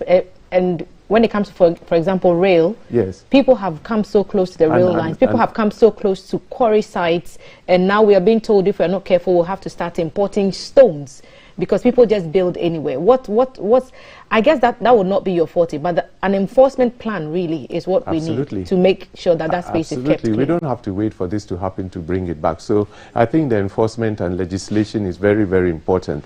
There are a lot of disasters waiting to happen here, and we as a professional body, we need to assist the government to try and mitigate some of these things. Otherwise, something else could happen, as happened here. And I guess it also takes care of suggestions that perhaps the road the town, if there's an attempt to create a buffer, yes, to insulate people and property from accidents, should they happen? That's a bit of a debatable issue, because sometimes the town actually grows out of the road. So if you take the road away, you're taking their livelihood and everything, so it becomes a bit difficult. I think even the ministry itself have gone through some of the mitigating efforts. That is how the truck should actually go through. There needs to be a car ahead to make sure that the corridor is clear, and there should be a car behind. So, we need to balance it up with the livelihoods of people. I mean, if you go to somewhere like where they sell the kinky at Cape Coast, Yamranza. Yeah, I mean, if you take the road away, the town will completely collapse. So you need to be able to mitigate these things. I'm not saying that we should do it, but if we can do a bypass, all the better, especially if it's going to be used by heavy-duty trucks, then they can use the bypass. But all those involve a lot of money. Yeah. So this is where we're going yes, for now. Yes, for now we are using the green belt scenario. We've kept the reservation, and then we are making sure that there's traffic management, which is what the ministry is trying to do right now. So I'll just quickly present it. There's not much other than that. Residential is taking up almost half of the plot allocation, because there's a residential community. This is the core area that was flattened. There were about 124 houses in that core area. And this is what we are going to immediately replace. These were ranging between mostly 1 bedroom. The statistics are there, I'll read them out for you later. But mostly between 1 bedroom to 6 bedroom, with the highest number being 1 bedroom. The houses were, you know, haphazard and wastecutted. We've rationalized the system into plot areas, but minimal plot areas, or about 50 feet by 80 feet or so. I'll give you that figure also. And then we've tried to have just a few access roads, and then in between we have more of laterite roads to the township, the houses themselves. So that takes care of this core area. This is what we also call the periphery area. Now this is where some of the Isikafua Bantam type houses were, you know, these were built a bit more of concrete and blocks and things, so they didn't suffer too much damage, but some were lost. But in that periphery area, we have about another 400 or so houses that we are going to put up. So in total, about 800 houses in all, but we are starting with the core area of about 124. And even the 400 houses, some are going to be refurbished because they weren't completely dead. So we are going into that mix also. One thing that is key on this, and now just to summarize it, is the issue of green buildings and sustainability. I think the President was quite clear on that. And we want to make sure that the community becomes a model community in its development and its upgrade. So we've kept some core areas as green belts also. This is actually a hill, so it was even almost impossible to build it. So that is a green area there. This is a stream that passes through the town. And so around that area too is a bit of a marshy area sort of. So we are keeping that also as part of the green belt. You see another green zone there and another green zone there. So it opens up the residential thing. So the density is not as high as it was before, and it becomes a model area too. The rest are just land use. So this is mixed residential. That's why it's in the color tone that it is. This is more of an industrial area, and there's an industrial area too. What we tried to do to appease the point I was making earlier is that off the main road we do have a lay-by, so that if people really want to go and buy stuff from the town, they'll just go on the lay-by, do their immediate roadside shopping, and then go back onto the main road, so they don't cause a problem on that corridor. We've got some spaces. This is the Chief's Palace, I believe. So we were sensitive to things that had happened in the community. So we've got the Chief's Palace, we've got a community center, we've got the school, we've got another school down here, and so on and so forth. So this is basically the plan that will be used to develop the town. From here, we'll go into the nitty-gritties of the house types and the 1 bedrooms and the 2 bedrooms and the 3 bedrooms. But with this plan being in place, we are accelerating, going ahead to start doing the road network ahead of the rainy season, and to also kickstart the project. Once the road network is defined, it will define the plots, and then we'll continue with the building of the houses. I think that gives us a pretty clear idea of what the plan is. How long do you anticipate this will take? I know that you're already on the beat about the roads going in before the rain set in proper. But what timelines are you potentially looking? We are going to start the roads at the end of April. As I said, we've got the documents. We looked at it, I think, even yesterday. We are in a hurry to start. That will happen. Urban roads, and being something that's to do with government and a national disaster, I suspect they will give it its own priority. So that is ready to go. Now, out of this, as we try to get, as I said, we're going into the actual design of the house and the environment and so on, and that involves a bit of architecture. Now, what we've tried to do is that we put out, because we want typical involvement and transparency and equal opportunities for such a big scheme. It's a national scheme in its size. We put out an idea scheme competition. It's in the dailies. It came out on the 28th of March. And it's got all the details of what are presented here, that anybody in a professional situation should come up with ideas. Because, you see, there are so many things that go into designing of a house for... So that's what I have before me now. It looks like a spread from the Daily Graphic. And it's an open design competition for redevelopment of Apiate. Looks like a quite elaborate paper that I have ahead of me. And I'm trying to do as many of them as I can. It tells us the background of why this even came into being. It gives us a purpose of the idea scheme, and it says it is to solicit a wide array of suggestions as possible while offering greater participation from the related professionals in the building industry. It talks about inventory, infrastructure, what the proposals are, the layout of the plan, the types and forms of construction, the deadlines, guidelines, submission guidelines, eligibility criteria. So all this in the 28th March Daily Graphic edition, spread on 32, 33 pages with all the maps, the one that the Mr. Hemans just explained to us also in that page. So it's obvious that a lot is happening.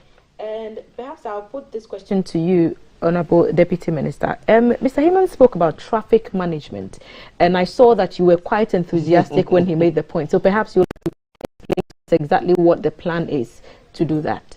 Yes, you know, as we speak now, the Ministry of Roads have gone in and they have brought the road back to shape.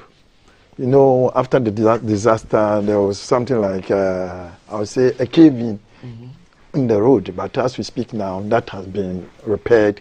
They are currently doing the drains, storm drains along that stretch of road. Previously, that wasn't there.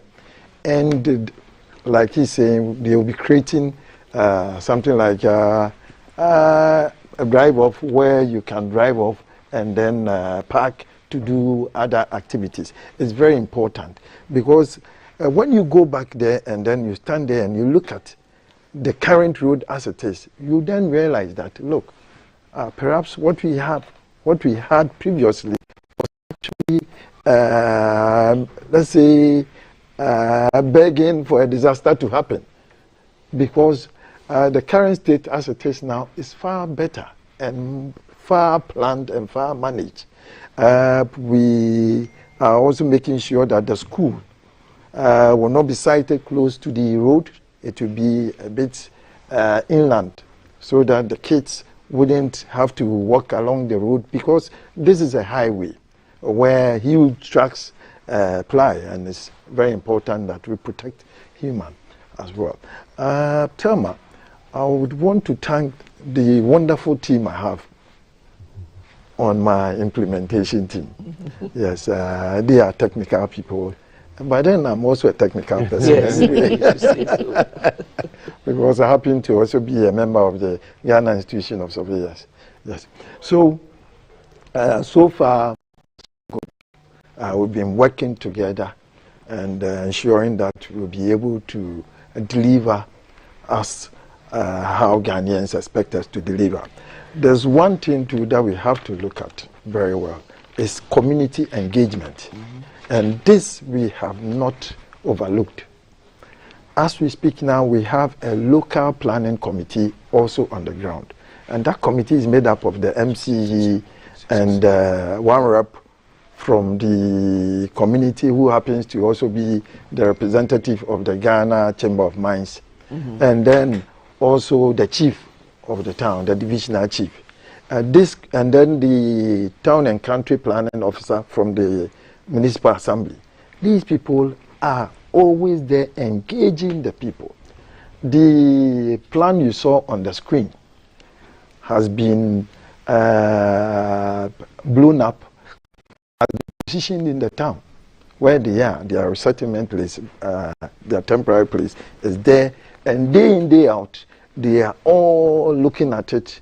Everybody has been able to identify on that plan where their house is supposed to be. Because we just don't want to build and then at the end of the day, maybe my neighbor was Thelma. Then Thelma that I had so much relationship with. It's across the town now. Let's say now 100 meters away. How would I give my baby to Thelma, who is 100 meters away? I'll prefer Thelma to be close. So all this have been considered. And it's very important, because if you don't do that, at the end of the day, they'll come back and then they'll not be happy in the settlement. I'm quite impressed with that particular submission, because in all this, the health of the people really is the driving motivation. How are they coping? There were reports that some were getting counseling, others were complaining about living situations which they found not so much their liking. What's the latest on their upkeep, Doc? Although I'm not the best person to speak about this, I think what happened when the disaster occurred was actually excellent. Because all sorts of people, medical officers, psychologists, clinical psychologists and so on, just went into the town. Because trauma is something that is difficult to live with, Plus, you live in a house, even if it's 1 bedroom, to actually go and live in a dormitory-like tent is not pleasant. And that's why in the interim, some houses that had not been completed, owned by a mining company, have been given for us to refurbish and make these available, especially now that the rains are there. Quite a number of them have been finished. I think the Honorable Minister will be able to speak to it more clearly. Have been finished so that they can move into these concrete houses, now roofed with windows and so on, whilst they wait for their town to be reconstructed. I don't think we're looking to about a year, are we not? Yes, about a year from the roads. Yes. A year from when the roads get done. Yes, but we try and do it concurrently too. But what is very right, and there are about 87 of them we've identified, and they were almost at roofing stage. We are lucky the Ministry of Forestry gave us some timber and we were able to put it on. We are going to put, so this will help with some of the trauma you are mentioning, because obviously the family unit has been broken up. I mean, husband and wife are staying in a dormitory-like situation. It's not even very their own psychological fabric. So those houses are there, and so they that's do what have we're seeing now rooms on our screens. Some that's of right. them, Yes. at least. So structures that were not affected, that were already at various stages of completion, are being brought to a state where people can not exactly. They were not part. These structures were not part. They are somewhere else in a place called Dumase. Dumase. Yes, they were owned by a mining company. It was going. The place was going to be used as a resettlement area for those who had been displaced by the mining. Then it was abandoned, and these are the ones that we're going to put up for them in the interim. So before the rains set in, hopefully they will be able to to have access to these facilities, and at no cost to them. At no cost. Okay. No cost. So the numbers have been changing quite a bit when it comes to how many people really are we looking to rehouse. And you've just told us 800, but 800 persons, but the buildings are about 600 or so. Okay. I can give you those figures now. Okay, I'm sure that you find them for us. But Honorable, when Dr. Ayu was making the point, she said that you would have more details on the processes that are, or the thoughts that have gone into the rehousing for the people ahead of the rains. And I wonder if you would have more to add to what she's already told us. Yes, what I can say is that we have to thank the mining company for also agreeing. And then the people of Dumase, because the structures were meant for them. Yes. So we also engaged them. And they too also agreed that, yes, their kinsmen from PhD can use that whilst their old town will be built back again. So we have to thank all of them. Currently, where we are now is that about 40 of them have got their woody members on. This week, they'll be putting the roofing sheets on them. And then, let's say within 2 weeks' time, we can start moving them into the structures. We are looking at giving 1 room per household. Although that is not enough, but then at least they can make use of that. This is a concrete block, and that can at least protect them from the rains. 1 room per household. Does that 1 room take into consideration? Per family, per family. Yes. So you can have the parents in there, and then the little children also with the parents in there. But the youth, they can still be in the tent. But then the vulnerable, the real vulnerable ones, are the ones we are looking at. So the priority is to get the more permanent structures. And then their belongings, like their valuables too, they can also put them in these structures so that they are not at the mercy of the rain. Yes. 1 room per family is the proposal, no matter the family size? Yes, because although we have 80 of them, The room numbers vary. We have some of them 4 bedrooms, some two. 1. Yes, so we did a room count, and then we divided it by the number of family households, and we realized that that's the best way for us to go. At least 1 family per room. Yes. And this facility has obviously sanitary facilities as well. With the sanitary facility, we will provide communal ones there for them. Yes, we just don't want to spend so much money on the temporary structure, because at the end of the day, it's not for us. That's it. So at least this is a stopgap measure, because what we have been tasked to do is to reconstruct a PAT, not the temporary structures. So who is going to pay for these renovations, if I'm allowed to call them that you're already doing to keep the people sheltered during the rainy season? Is it coming from your money? Eventually. Dr. Joyce is nodding. Yes. Eventually. A bit. Let me explain. I think immediately the disaster happened, a corporate company, I haven't asked their permission, so I don't want to mention the name, we pledged to donate 2 million towards the disaster. And so they sought our permission, and we got the minister to agree that 1 million of that amount would go to the MCE to deal with the immediate disaster expenses, hospital bills, funerals, feeding and all that.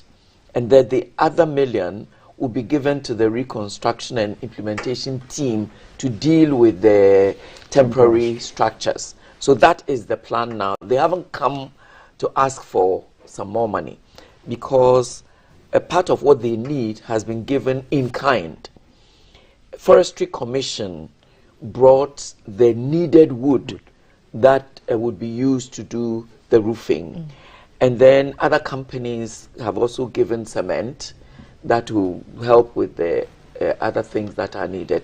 That's why we need, buying items like nails and louver blades and so on, the 1 million would cover some of them. And paying for the artisans, or are they also donating their services? Well, you'll have to give them a little allowance, but the volunteer work that is going there is phenomenal. The youth there have volunteered to do a lot of the work. So, but you have to give them, of course. Keep body and soul together. Yes, alawa.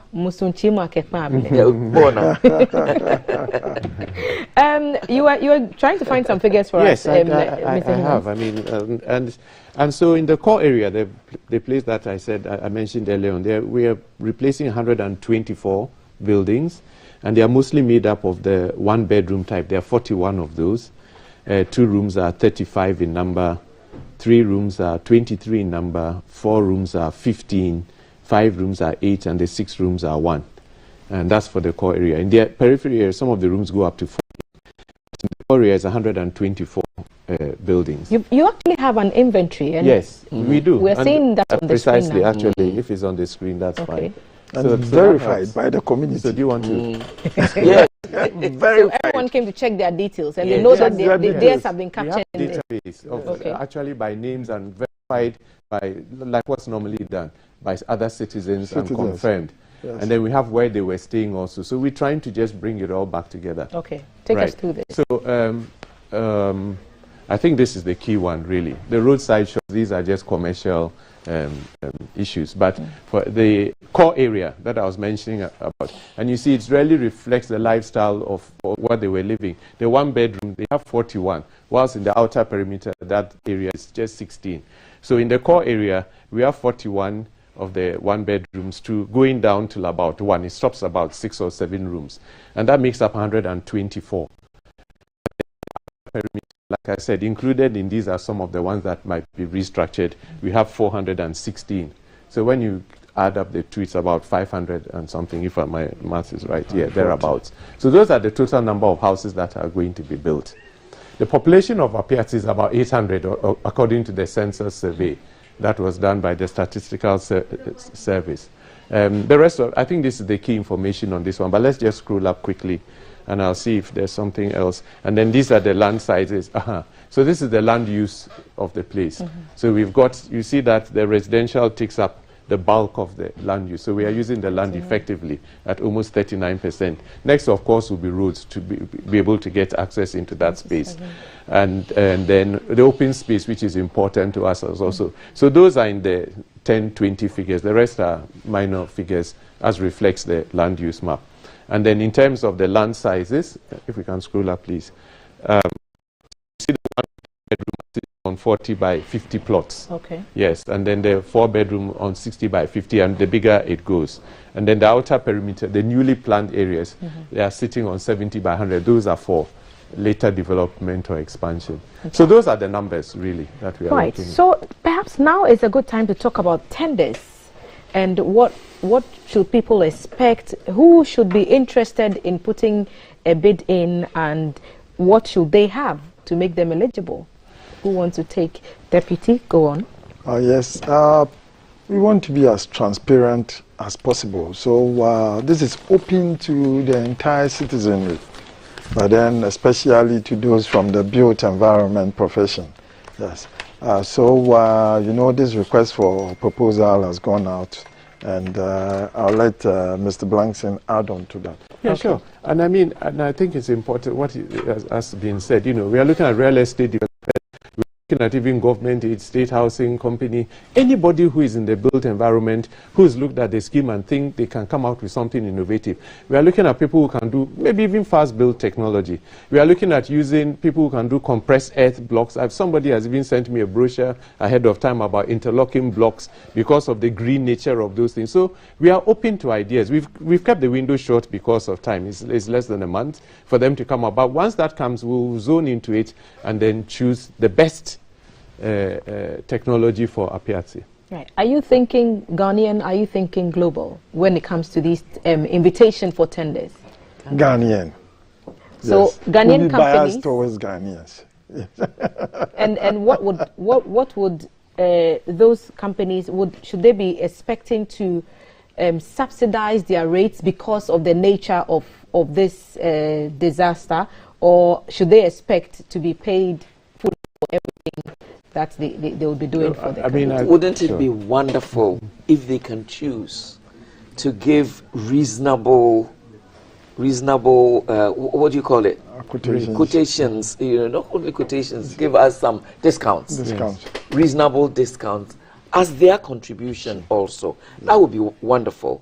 But we haven't got there yet. We haven't. Haven't got there yet. We haven't. You know. So if they ask me into their meeting, I would definitely suggest it. I bet you would. Dr. Perhaps as we begin to wrap up, we are here. You want more money, basically. We do want more Tell us money. again where people can donate and how much is the least, what's the biggest you're looking for? The biggest can be over $1 million. The least can be 10 cedis. Yes. Because you know, as you said, the widow's mite always adds up. And sometimes it's the mass of the widow's mite that in essence, those big amounts, you don't get them so frequently. So we have a website, www.apiatsisupportfund.com. And on that website, there's a corner where you can click and it will lead you to where you can donate. So that is available. And then we have a GCash short code, which is *422*530#. The other short code is *718*25*096#. You can also walk into any GCB bank and make a contribution, or walk into any Stanbic branch and make a contribution. Those are the two banks we're using.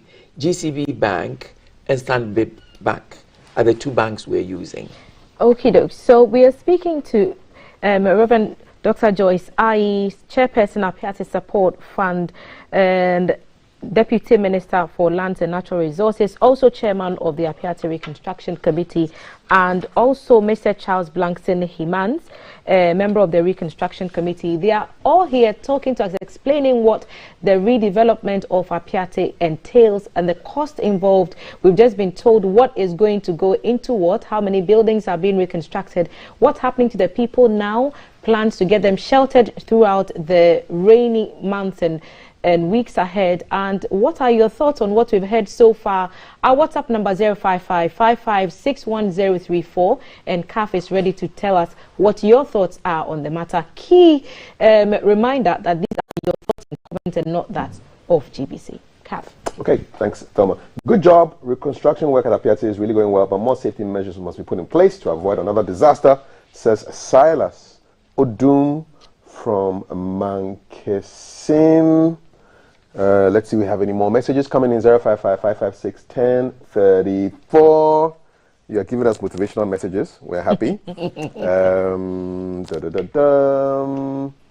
Okay, so I think that's the only message we've had so far. Okay, I guess everyone is just so caught up in the layout of the plan as we received it. Yeah. So perhaps we can all make some final comments on the last push, or another push, not the last, another push to get more donations coming in, and what it would mean for the people of Apiati to have their lives back together sooner rather than later. So can I start from the far side and work closer to me, Mr. Imans? Okay. So I'm thinking that we need to move forward quickly with what we started doing. If you are referring to their livelihoods, is that what the question is? Your final what can we do to bring all the monies together? How urgent is the situation, and what would it mean for the people of Apiati? Yes, and that's why we've engaged them as we go along and try to do presentations to them, so that they can be aware of what is happening. But I think for us on the team, it's always been about the commitment, the focus, the dedication, the support we've received from the fund itself. So we are sure we are doing things on different forums. We are going ahead with the paperwork. We are getting it right. We'll come out with the figures very soon. At the same time, too, we are jump-starting the work by going to start the roadworks, and at the same time, we are trying to get them into temporary structures. So I think we work along this and this three-pronged area. We should be able to, and I think in about that time frame that we set out, the people of Apiati should be back and happier then, and at least they would have recovered somewhat from the disaster. And that's what I think. Right. Dr. Joyce. Thank you very much. First of all, I'd like to thank all those who have made contributions. And I'd like to particularly thank the press. They've been with us, and every time we've received donations, they have managed to put this out. And in fact, it's because of them that we're here. So we're very grateful. But as I said, if half the money is going to go into roads, then we do need a little more money. And I am particularly happy that one of the enduring Ghanaian values is helping one another. In spite of everything else you will say, there's this, I can't say, Uyonko da, anyway da. This is really happening to our Yonko. They are in a crisis, and we are the ones who can help them out of the crisis. It doesn't matter how much you have. I didn't want to use Kitwebi and Sha because it's a bit hackneyed. That's why we are using Ubia and Chiebi. Ubia and Chiebi. Mo fair mo aweko. Mo fair mo aweko. Kafu will give us the ever. So you see, so that we will actually be able to complete this exercise. There will be nothing worse than getting to the most important portions of what we need to do, and we wouldn't have funds.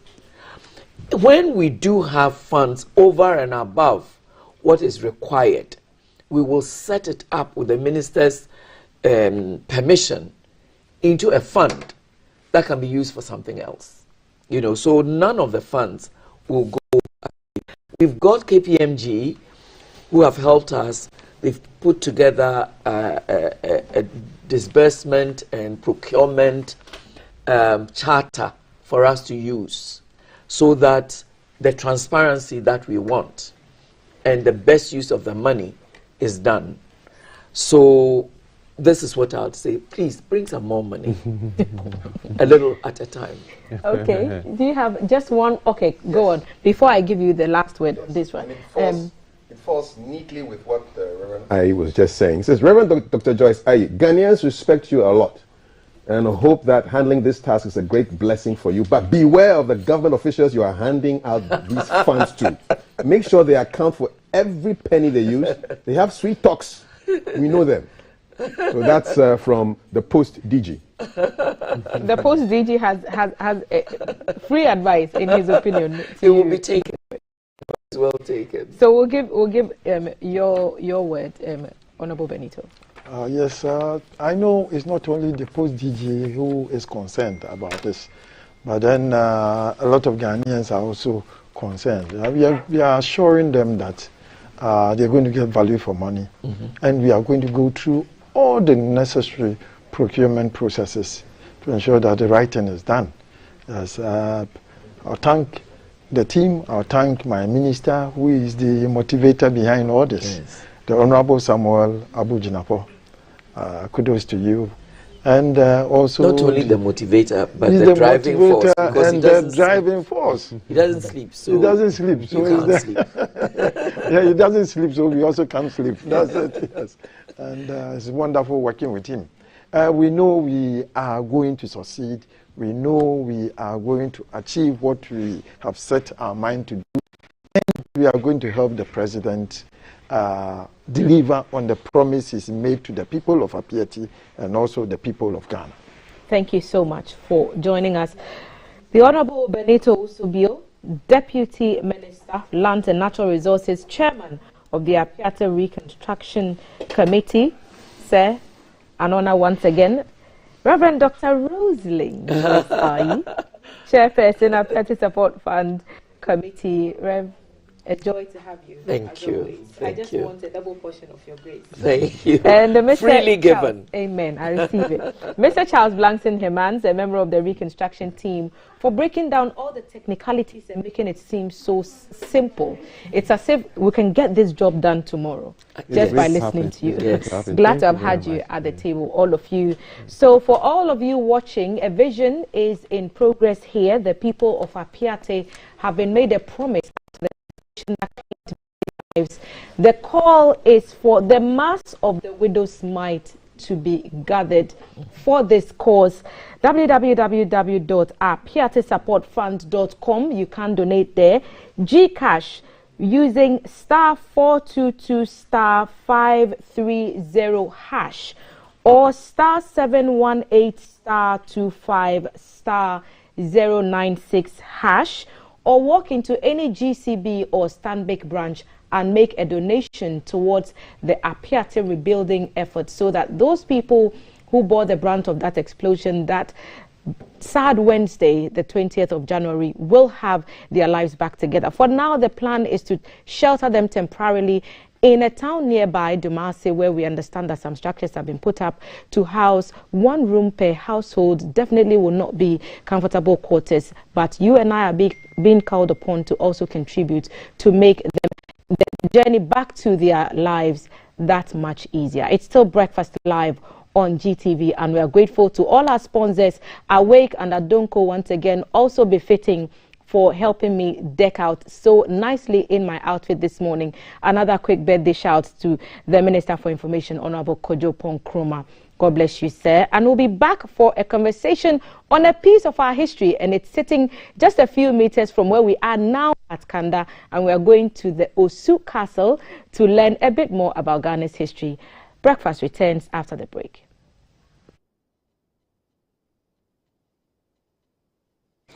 Apiati is a mining and a farming community between Tarkwa and Bogoso in the Prestia Huni Valley Municipal Assembly in the western region of Ghana. It has a population of a little over 10,000. And this is what Apiati would have looked like, but for the unfortunate event of 20th January 2022, looking at its adjoining village, Nyametiase. Being a mining community, it is safe to assume that the people may be aware of dynamite, its importance to mining, and its benefits for miners. Indeed, dynamite can have a very devastating effect if found in the wrong hands, and this is what the indigents of Apiete will wake up to on January 20, 2022. A sad reality, this is flattened by dynamite. On January 20, 2022, a truck transporting dynamite explosives to Chiranu Gold Mine, operated by Canada-based Kinross, about 140 kilometers away from the epicenter of the blast in Apiete, allegedly collided with a tricycle locally known as Oya, causing a devastating explosion. The people of Apiete, as well as other commuters traveling along that road, came to the scene of the collision.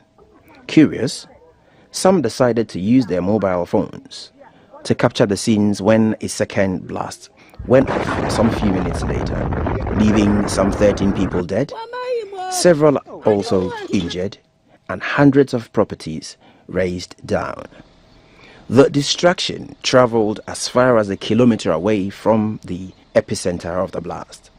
In this feature, GTV's Breakfast Keep an Eye team brings you Flattened by Dynamite, as we pay a visit to survivors to find out how they are picking their lives up and the kind of support that's available for them. The costs: properties, shops, a church, about 88% center went down.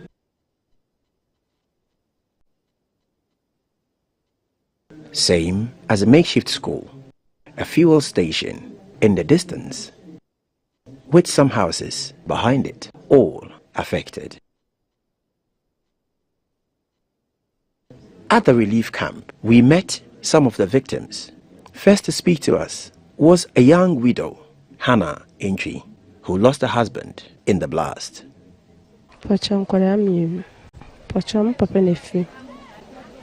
System there, yemi kunebusa for no mo boa men kakanka. Na oman I say community uniso.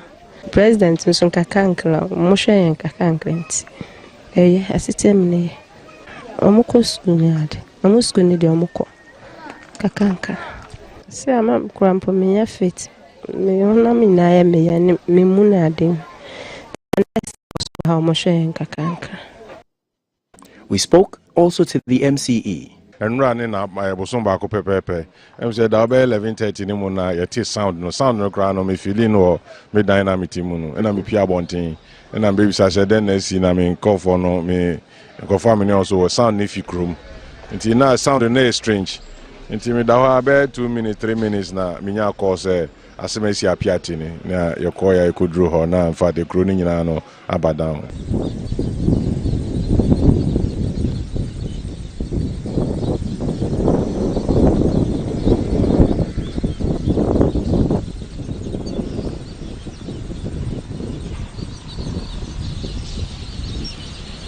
We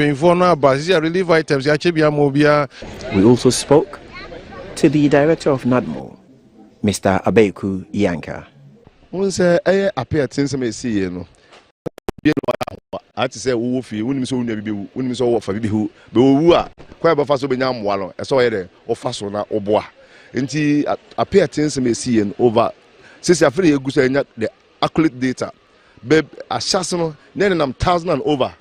But this year, you go say any data, I follow the commission for our mobile. This year, I'm 882. The Mrs. Atam, no more than 1,500 and 1,002. No move for him on my car home.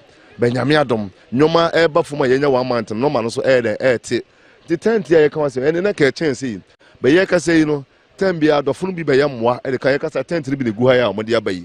You can say, Benito, any minister, deputy minister, Benito Bill, any honorable minister. Jidnapo, almost so I idea say, I'm only FGR for Eka, na ya Jedana, a sea honeybee, na ya do Maquatamina Bosso, I can say, oh, by almost a demi or uncompleted bedna, ya Baba Bosso, Nedia Petam. I am passe, assassino, ne ya moya was assassin to ye, ne am passing on Moda, double ya ka say there ye guso a tent no ebi beka ho a okọ ha se mo se fresh one o ha ye di ya locate bi no ma den akọ appear te nkoma ye di no omo fan so madwene sa na etie na okọ bebi a na omote o site no a place no a ewo ho no a na omote no nipa ewo ho omumu ye almost about 300 and over I say see omo dan edemo na office space na dan ebobo ho enti so person sit down no I say demarcations it means say the city no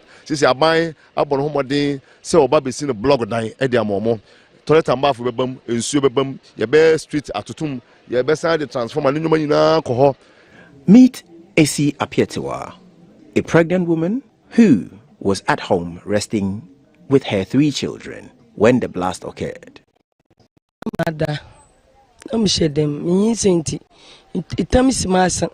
Name me bear, quame down a bear quano. Timothy dad and apino. We pray, we do an who de joe. Bam kitamo frama. Timmy Gwen and name you met it.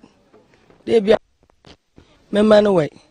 Timmy Margina met it, I said the minium banner cora. Na deno, a dan bobu gumedo. Into a come and you are a crea. Muda bled the birukwana, metiano. Or what chum? To me, about Mona me war asida. Do I not the way I meet you, Mojano? Nyada obo to my I know what them quafion quanta. I don't why I mean you at them. Minti them. At night, I mean you at them. Mamma is answer. You are not Cassanel baby brea, Maswan yet, papa. See, I genetipa muhu. Chide bem, naming you that they are men. Me to a mempai boy 9 day. Coaching up one cadam catinum crew. Nami me there, minty, Yaboko. We then meet another young widow who's also left with 3 children, a very young widow at that. Mposha assembly scene me kunu film. Tama eje toka no usane ase o minsu misane ase o by dam tam na eje toka no de ekohwehwe nkola ni na mo be fie na ye de sane ase bo ni de bebia na ogina no emu twinsin bebia na me wono nti we ni to ye ne de me titoy me hu ni bi na me ko film ko na nkola ni ni wona mase ne de omo afa bush nti nkola no kwa na me ko hu ba me prime na ya papa mo de me ko hospital ba me ko endem ko to so da ba me nim se we prana da sa time ni na no ni ho bi ntimi man fa no we nti adechi na mase we kunu fi e so chance ni na me ba dan de cracking sabe e blog dan nti oni de siwa de black lines didem en chance dan de eniso ya ti bibi sa so mbesi edan na me ba mini enladodo a yebedi ne hansa ifi ha ko me kun fi me de na obi kasa menti e ya na meti ho na me refim bebi amadwen da no se meti ho a enkomo oni me di no madwen kosiso eno ano no ugina ha wo kasa cheme mehu se ugina ba de wo kan de menti.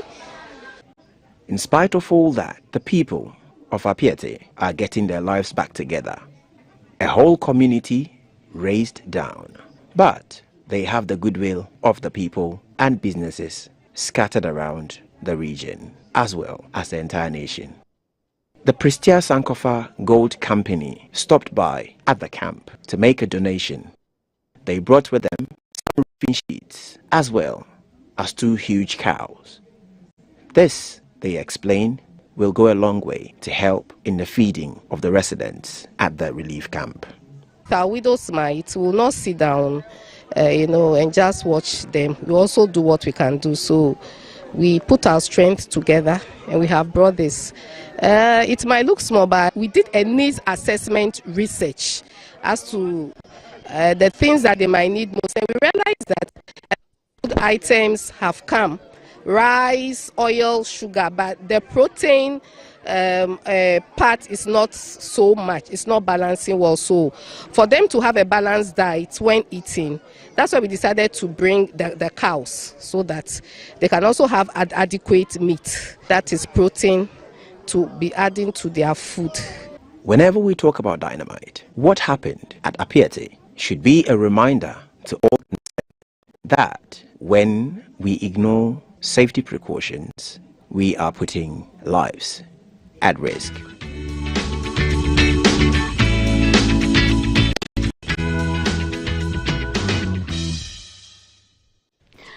Hello, welcome to the warm side of the breakfast table. It's still hashtag GTV breakfast, and we are live everywhere, especially on Facebook and YouTube. And if you go on Twitter and Instagram, you use the hashtag GTV breakfast, you can find us everywhere. We're talking about a part of our history which is integral to us. We're talking about the Christian Bock Castle, Christian Yosu Castle. Our cameras went in the GTV breakfast. We were inside the castles, and we brought some nice footage, and we have somebody who's going to tell us a lot that you didn't know. Do you know the castle was once upon a time sold? You didn't know that, huh? The hashtag to follow is GTV breakfast. Still take a quick break and hear from Quick Credit. When we come back, we are talking the Osu Castle. We'll be right back.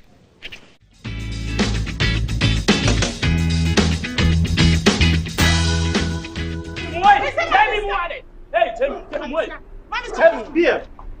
They ma worry me. What she me young pon 1 week, Mr. WBT. Oh, now yes. Boga, nade. Senior, name me new ma. Cut down, my business is a collapse. My house are bounced. So we take quick credit in Ghana. Quick credit? Yes, quick credit. Who pesika? Edi a start here, you may be. Who here bisia? Edi a true UDM. We a government and a private worker. Who pesika de ati hot so. We a bosumi ejuma. Who here sika de bibin tempai so. Quick credit be ma loan. Em what you an kakra. Na eni just some kese ni say. A collateral free loaner, susu, savings, account opening, and a deposit as MBA. Here and say, Ghana card 2022. Now, who need excuse here? Credit to 03022 00390 and 05969 20833.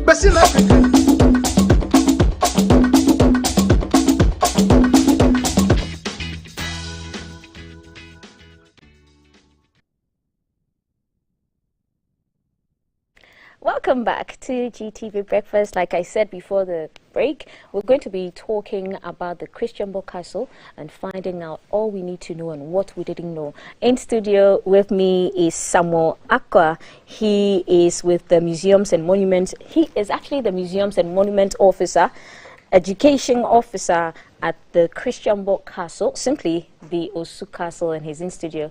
Hi Sam, good morning. Welcome to GTV Breakfast. Thank you. How are you? I'm doing well.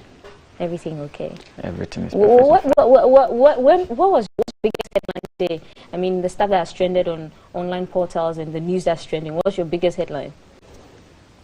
I think it will be the interview with the president. The interview with the president, huh? Yeah, what are your views? Well, it's enlightening to know. Okay, we'll leave it at that. We'll leave it at that. Let's deal with our castles. Sure. Okay, so from what the videos that we went to take, we found out that the Akwemus actually sold the castle. I cannot say a lot about it. Here's the video, and we are going to give you insights and parts of the castle that you probably haven't seen before. It's coming right up on your screens.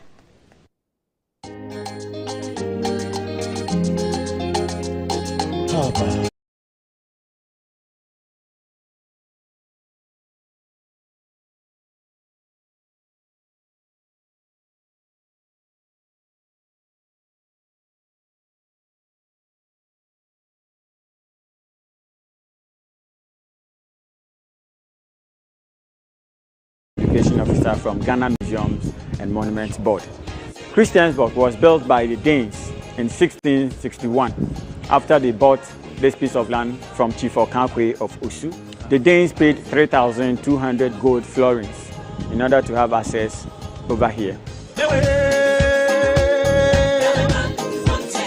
in 1650,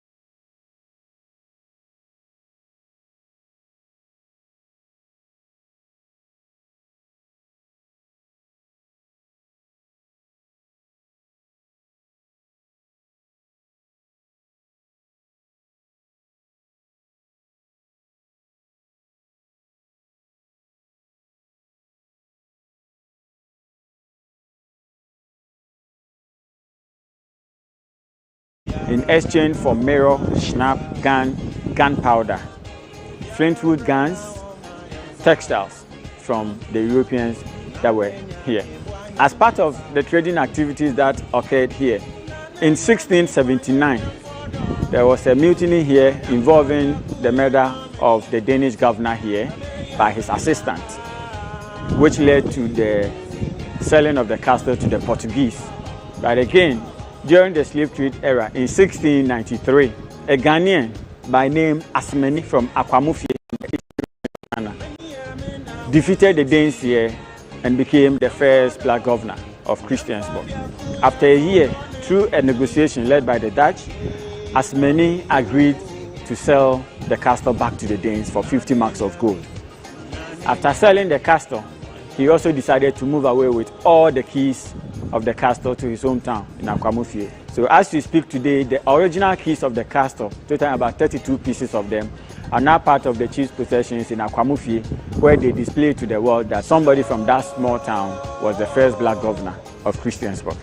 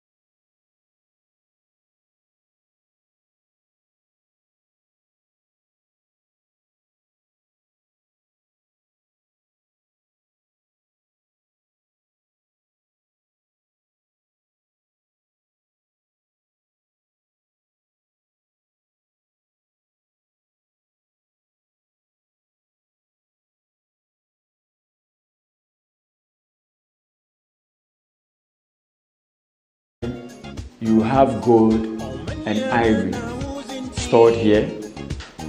You have barrels of whiskey, schnapps stored here. Then again, you also have human beings as captives being kept here. For Christiansborg, most of the dungeons are smaller because as and when they needed space, additions were made. So you don't have much bigger dungeons as compared to the Cape Coast and the Elmina Castle.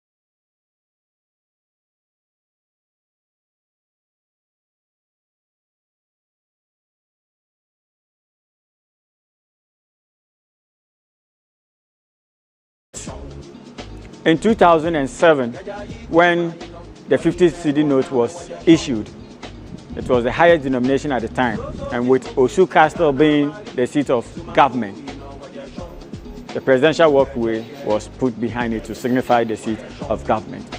Currently, the seat of government is the Jubilee House, and that can also be found at the back of the 200, signifying that is the new seat of government as we have it today. We have here the Queen's bedroom.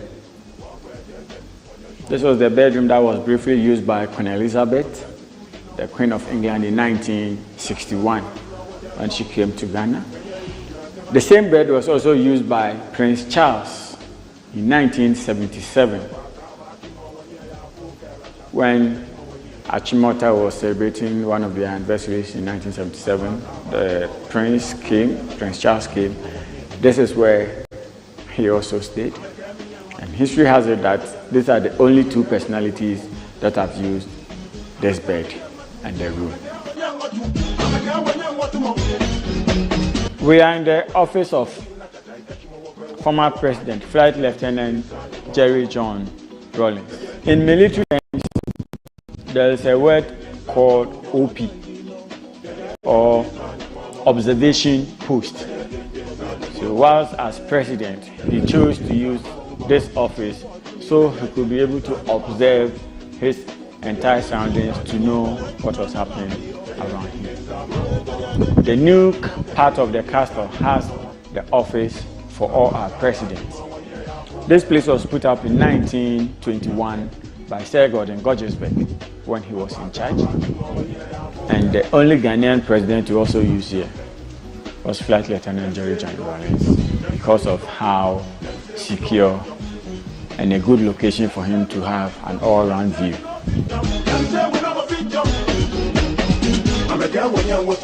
After a month of staying in the dungeons in Christiansburg, this is the final exit point for the captives who will through this door. Because Christiansburg was built on top of a hill, to go down to the door of no return, you must descend a spiral staircase which leads you to the door of no return. But right before the door itself, just by your right hand side, there is a tunnel known as the Richter Tunnel. Richter was a slave merchant from Denmark. He built his own house about 500 to 600 meters away from the castle. In those houses, he had his own dungeons where he was keeping the slaves. With time, because he was rich, he became the governor of Christiansburg. And during that period, he constructed this tunnel to lead the slaves from his house all the way through this tunnel to the door of no return at Christiansburg. To be waiting for them, load them onto the bigger ships, and away right from here is bye-bye to them from West Africa. It was the final exit point for them.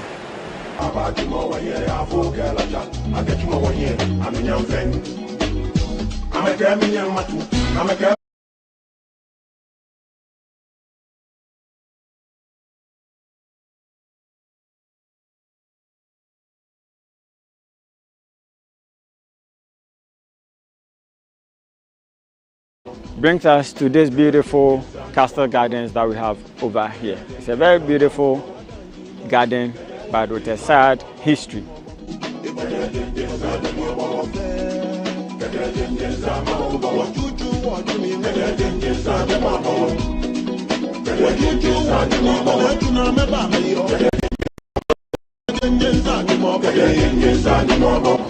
The gardens here happens to be the ancestral home of the Osu people. In Nigeria, according to the Igbos, an Osu means an outcast. Sometimes in Ghana we call Nigeria Alata. The name of this community is Osu Alata. This is a migrant from Nigeria that settled here long before selling part of the land to the Danes to build Christiansburg. When the Danes were here, every year they used to pay homage to the Osu Alata people. When the Danes were leaving, they sold the castle to the British. The British moved in here and in 1894 introduced what we call poll tax, which didn't go down so well with the community over here. There was no war separating the British and the Osu community. And you see the British moving around, they pick stones and throw it at them. The constant throwing of stones at the British got them angry, and in 1894 used one of their navy ships by name HMS Scourge. This navy ship was used to bombard the homes of the people here, and in its place they converted it into this nice garden that we have here. And because this is the ancestral home of the Osu Alata community, they have a shrine here belonging to them. Every year during Homowo, this is where they come, thank their gods, begin their celebrations. Whether there's a president here or not, they were always welcome to initiate the Homowo celebrations in here.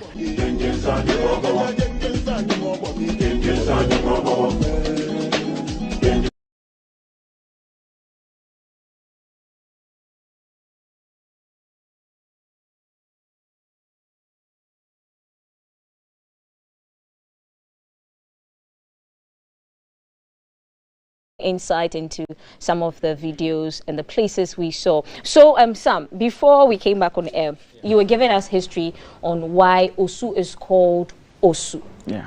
So because the castle is in Osu, I think it's up to that someone gives us this bit of education. So Yeah.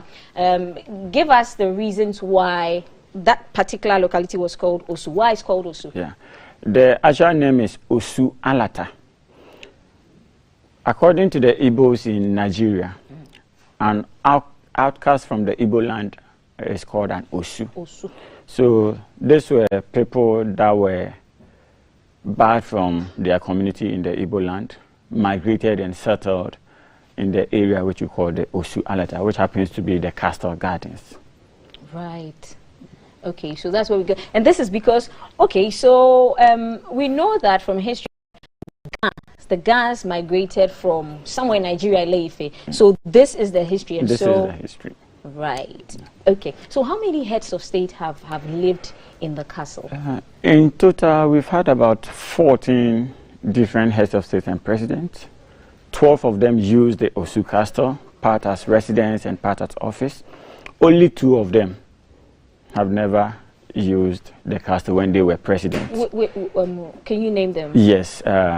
Former President, His Excellency John Mahama, and the current President, His Excellency Nana Addo Dankwa Akufo-Addo, they have never used the castle as president, Okay. but all the others used it. Are there reasons why? We just want to know, are there reasons why they didn't use it? They didn't live there and use it?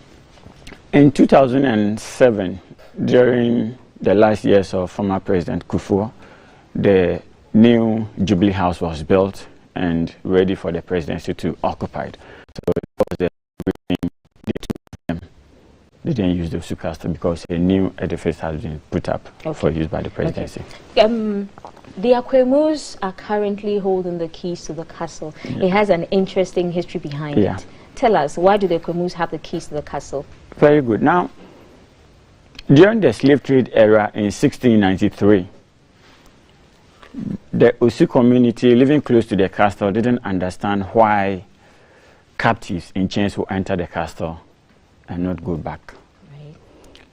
They reported to their king, and at that time, the Akwamus were the warlords in the coastal area. When they reported to the chief sent his son, Prince Asimeni, to infiltrate the castle. Right. More like a spy to know what was going on there. He became a cook, cooking for the Danish nationals that were there. When he was able to get information, reported to his father. His father gave him 20 men. These were soldiers, but they disguised themselves as traders. Okay. Marched them to the castle for him only to lead them to the storerooms, pick the guns, and turn it against the Danes. And the Danish governor at that time, just 25 years old, Nicholas Johnson, had no option than to jump one of the bastions of the castle straight into the sea and run for his life. For 1 year, Asimeni declared himself as governor of the castle. Trading activities still continued, collected a lot of taxes. And whenever he was moving out, he was met with gun salutes, making sure that, yes, he was the commander in charge. After a year of being in charge, through a negotiation led by the Dutch, Asimeni agreed and sold back the castle to the Danes for 50 marks of gold. 50 marks of 50 gold? marks of gold. In 1694. Now, this is what happens. He said, no, if I should leave everything intact here, this record will never be written. So he decided to move away with all the keys of the castle to his hometown.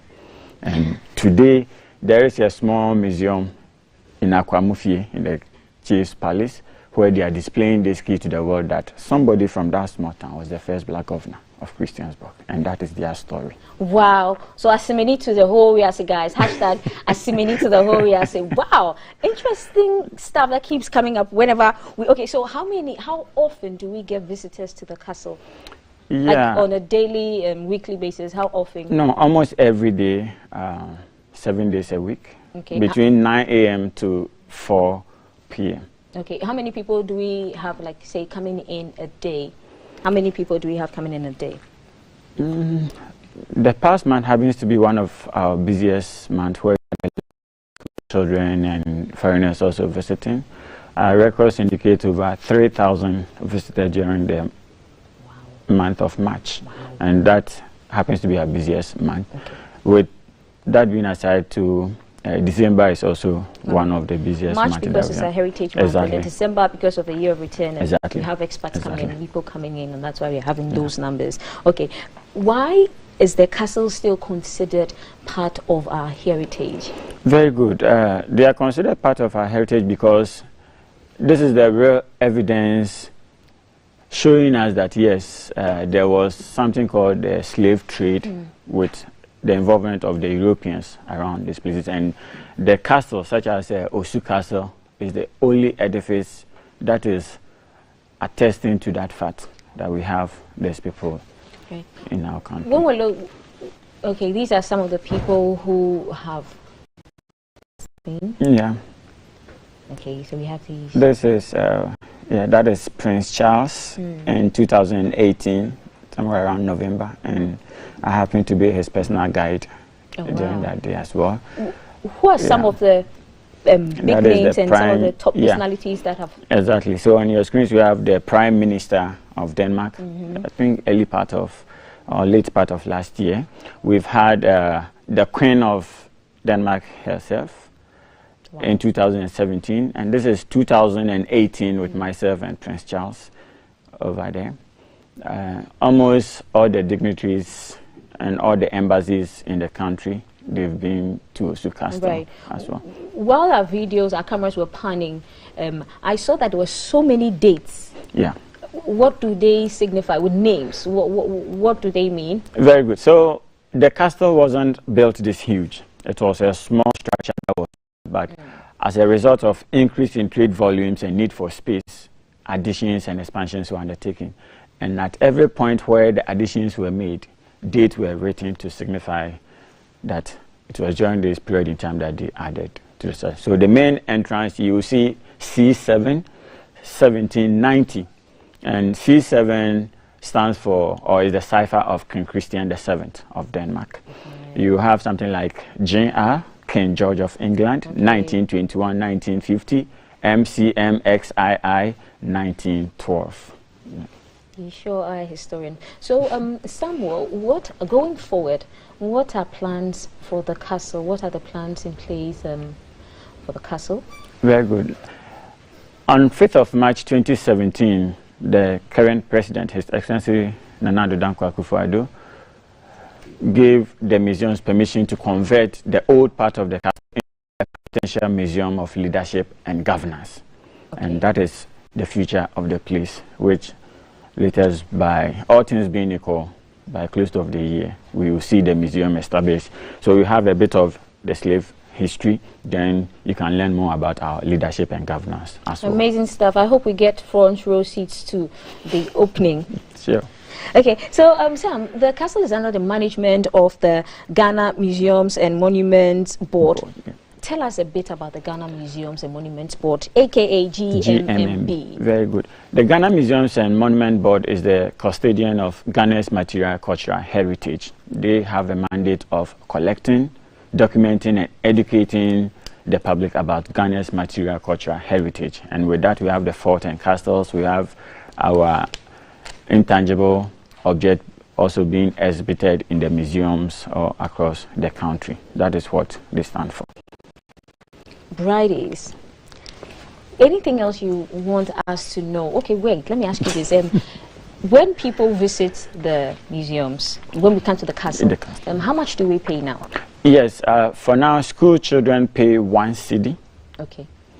adults pay 5 cedis. We have tertiary students paying 3 cedis, and we have, let's say, foreigners paying 40 cedis for all-inclusive tour of the castle, which takes about 40 to 1 hour. Okay. I belong to the school of thought that says that why are Ghanaian school children paying to go into the castle? Yeah, it could have been free, but we need to at least make something to maintain the castles for future generation as well. So we talk about sustainability, and you need the money to sustain it. But in other countries, if you're national, you don't pay, especially for students. Yes, that is... maybe the GMMB might want to revise it, please. You might want to revise it. Yeah, that is when we have a lot of donor agencies coming in to help us, then we can scrap those ones off. We don't have any support from donor agencies, so if our big men can say every month GMMB can take this to maintain our fort and castles, then it will be free for school children and even the Ghanaian public to come. So what time is it open from? Yeah, between 9 a.m. to 4 p.m. 9 a.m. to 4 p.m. Thank you, Samuel, for passing through. Where do we find you on social media? Guys, so Samuel Akwa is a historian, and he's very apt. He answers his messages. So he's going to tell us his handle, and you can know more about Ghana's history through him. Samuel, how do we find you on social media? Very good. So we have the official handle of GMMB, where we do most of the questions and answer sessions from. That is GMMB _ #heritage. I think that is the handle throughout Facebook, Instagram, Twitter at GMMB. Okay, at GMMB we can get all the information we need to know about our history when it comes to monuments, castles and forts. We've been spending the last part of our show, and we gave you a sneak peek of the Osu Castle. Our guest has been Samuel Akwa, and he is the education officer at the Osu Castle. The castle is open from 9 a.m. to 4 p.m. Depends on where you fall. You might pay 1 cedi, 2 cedi, 4 cedis or 40 cedis, but hey, make it a point to visit the castle when you can. It's open from 9 a.m. to 4 p.m. This has been our show. Thank you for staying with us. You can catch a repeat of the whole show again at 11 p.m. on GTV. The hashtag to follow throughout the day is GTV Breakfast. Have a great day. Bye.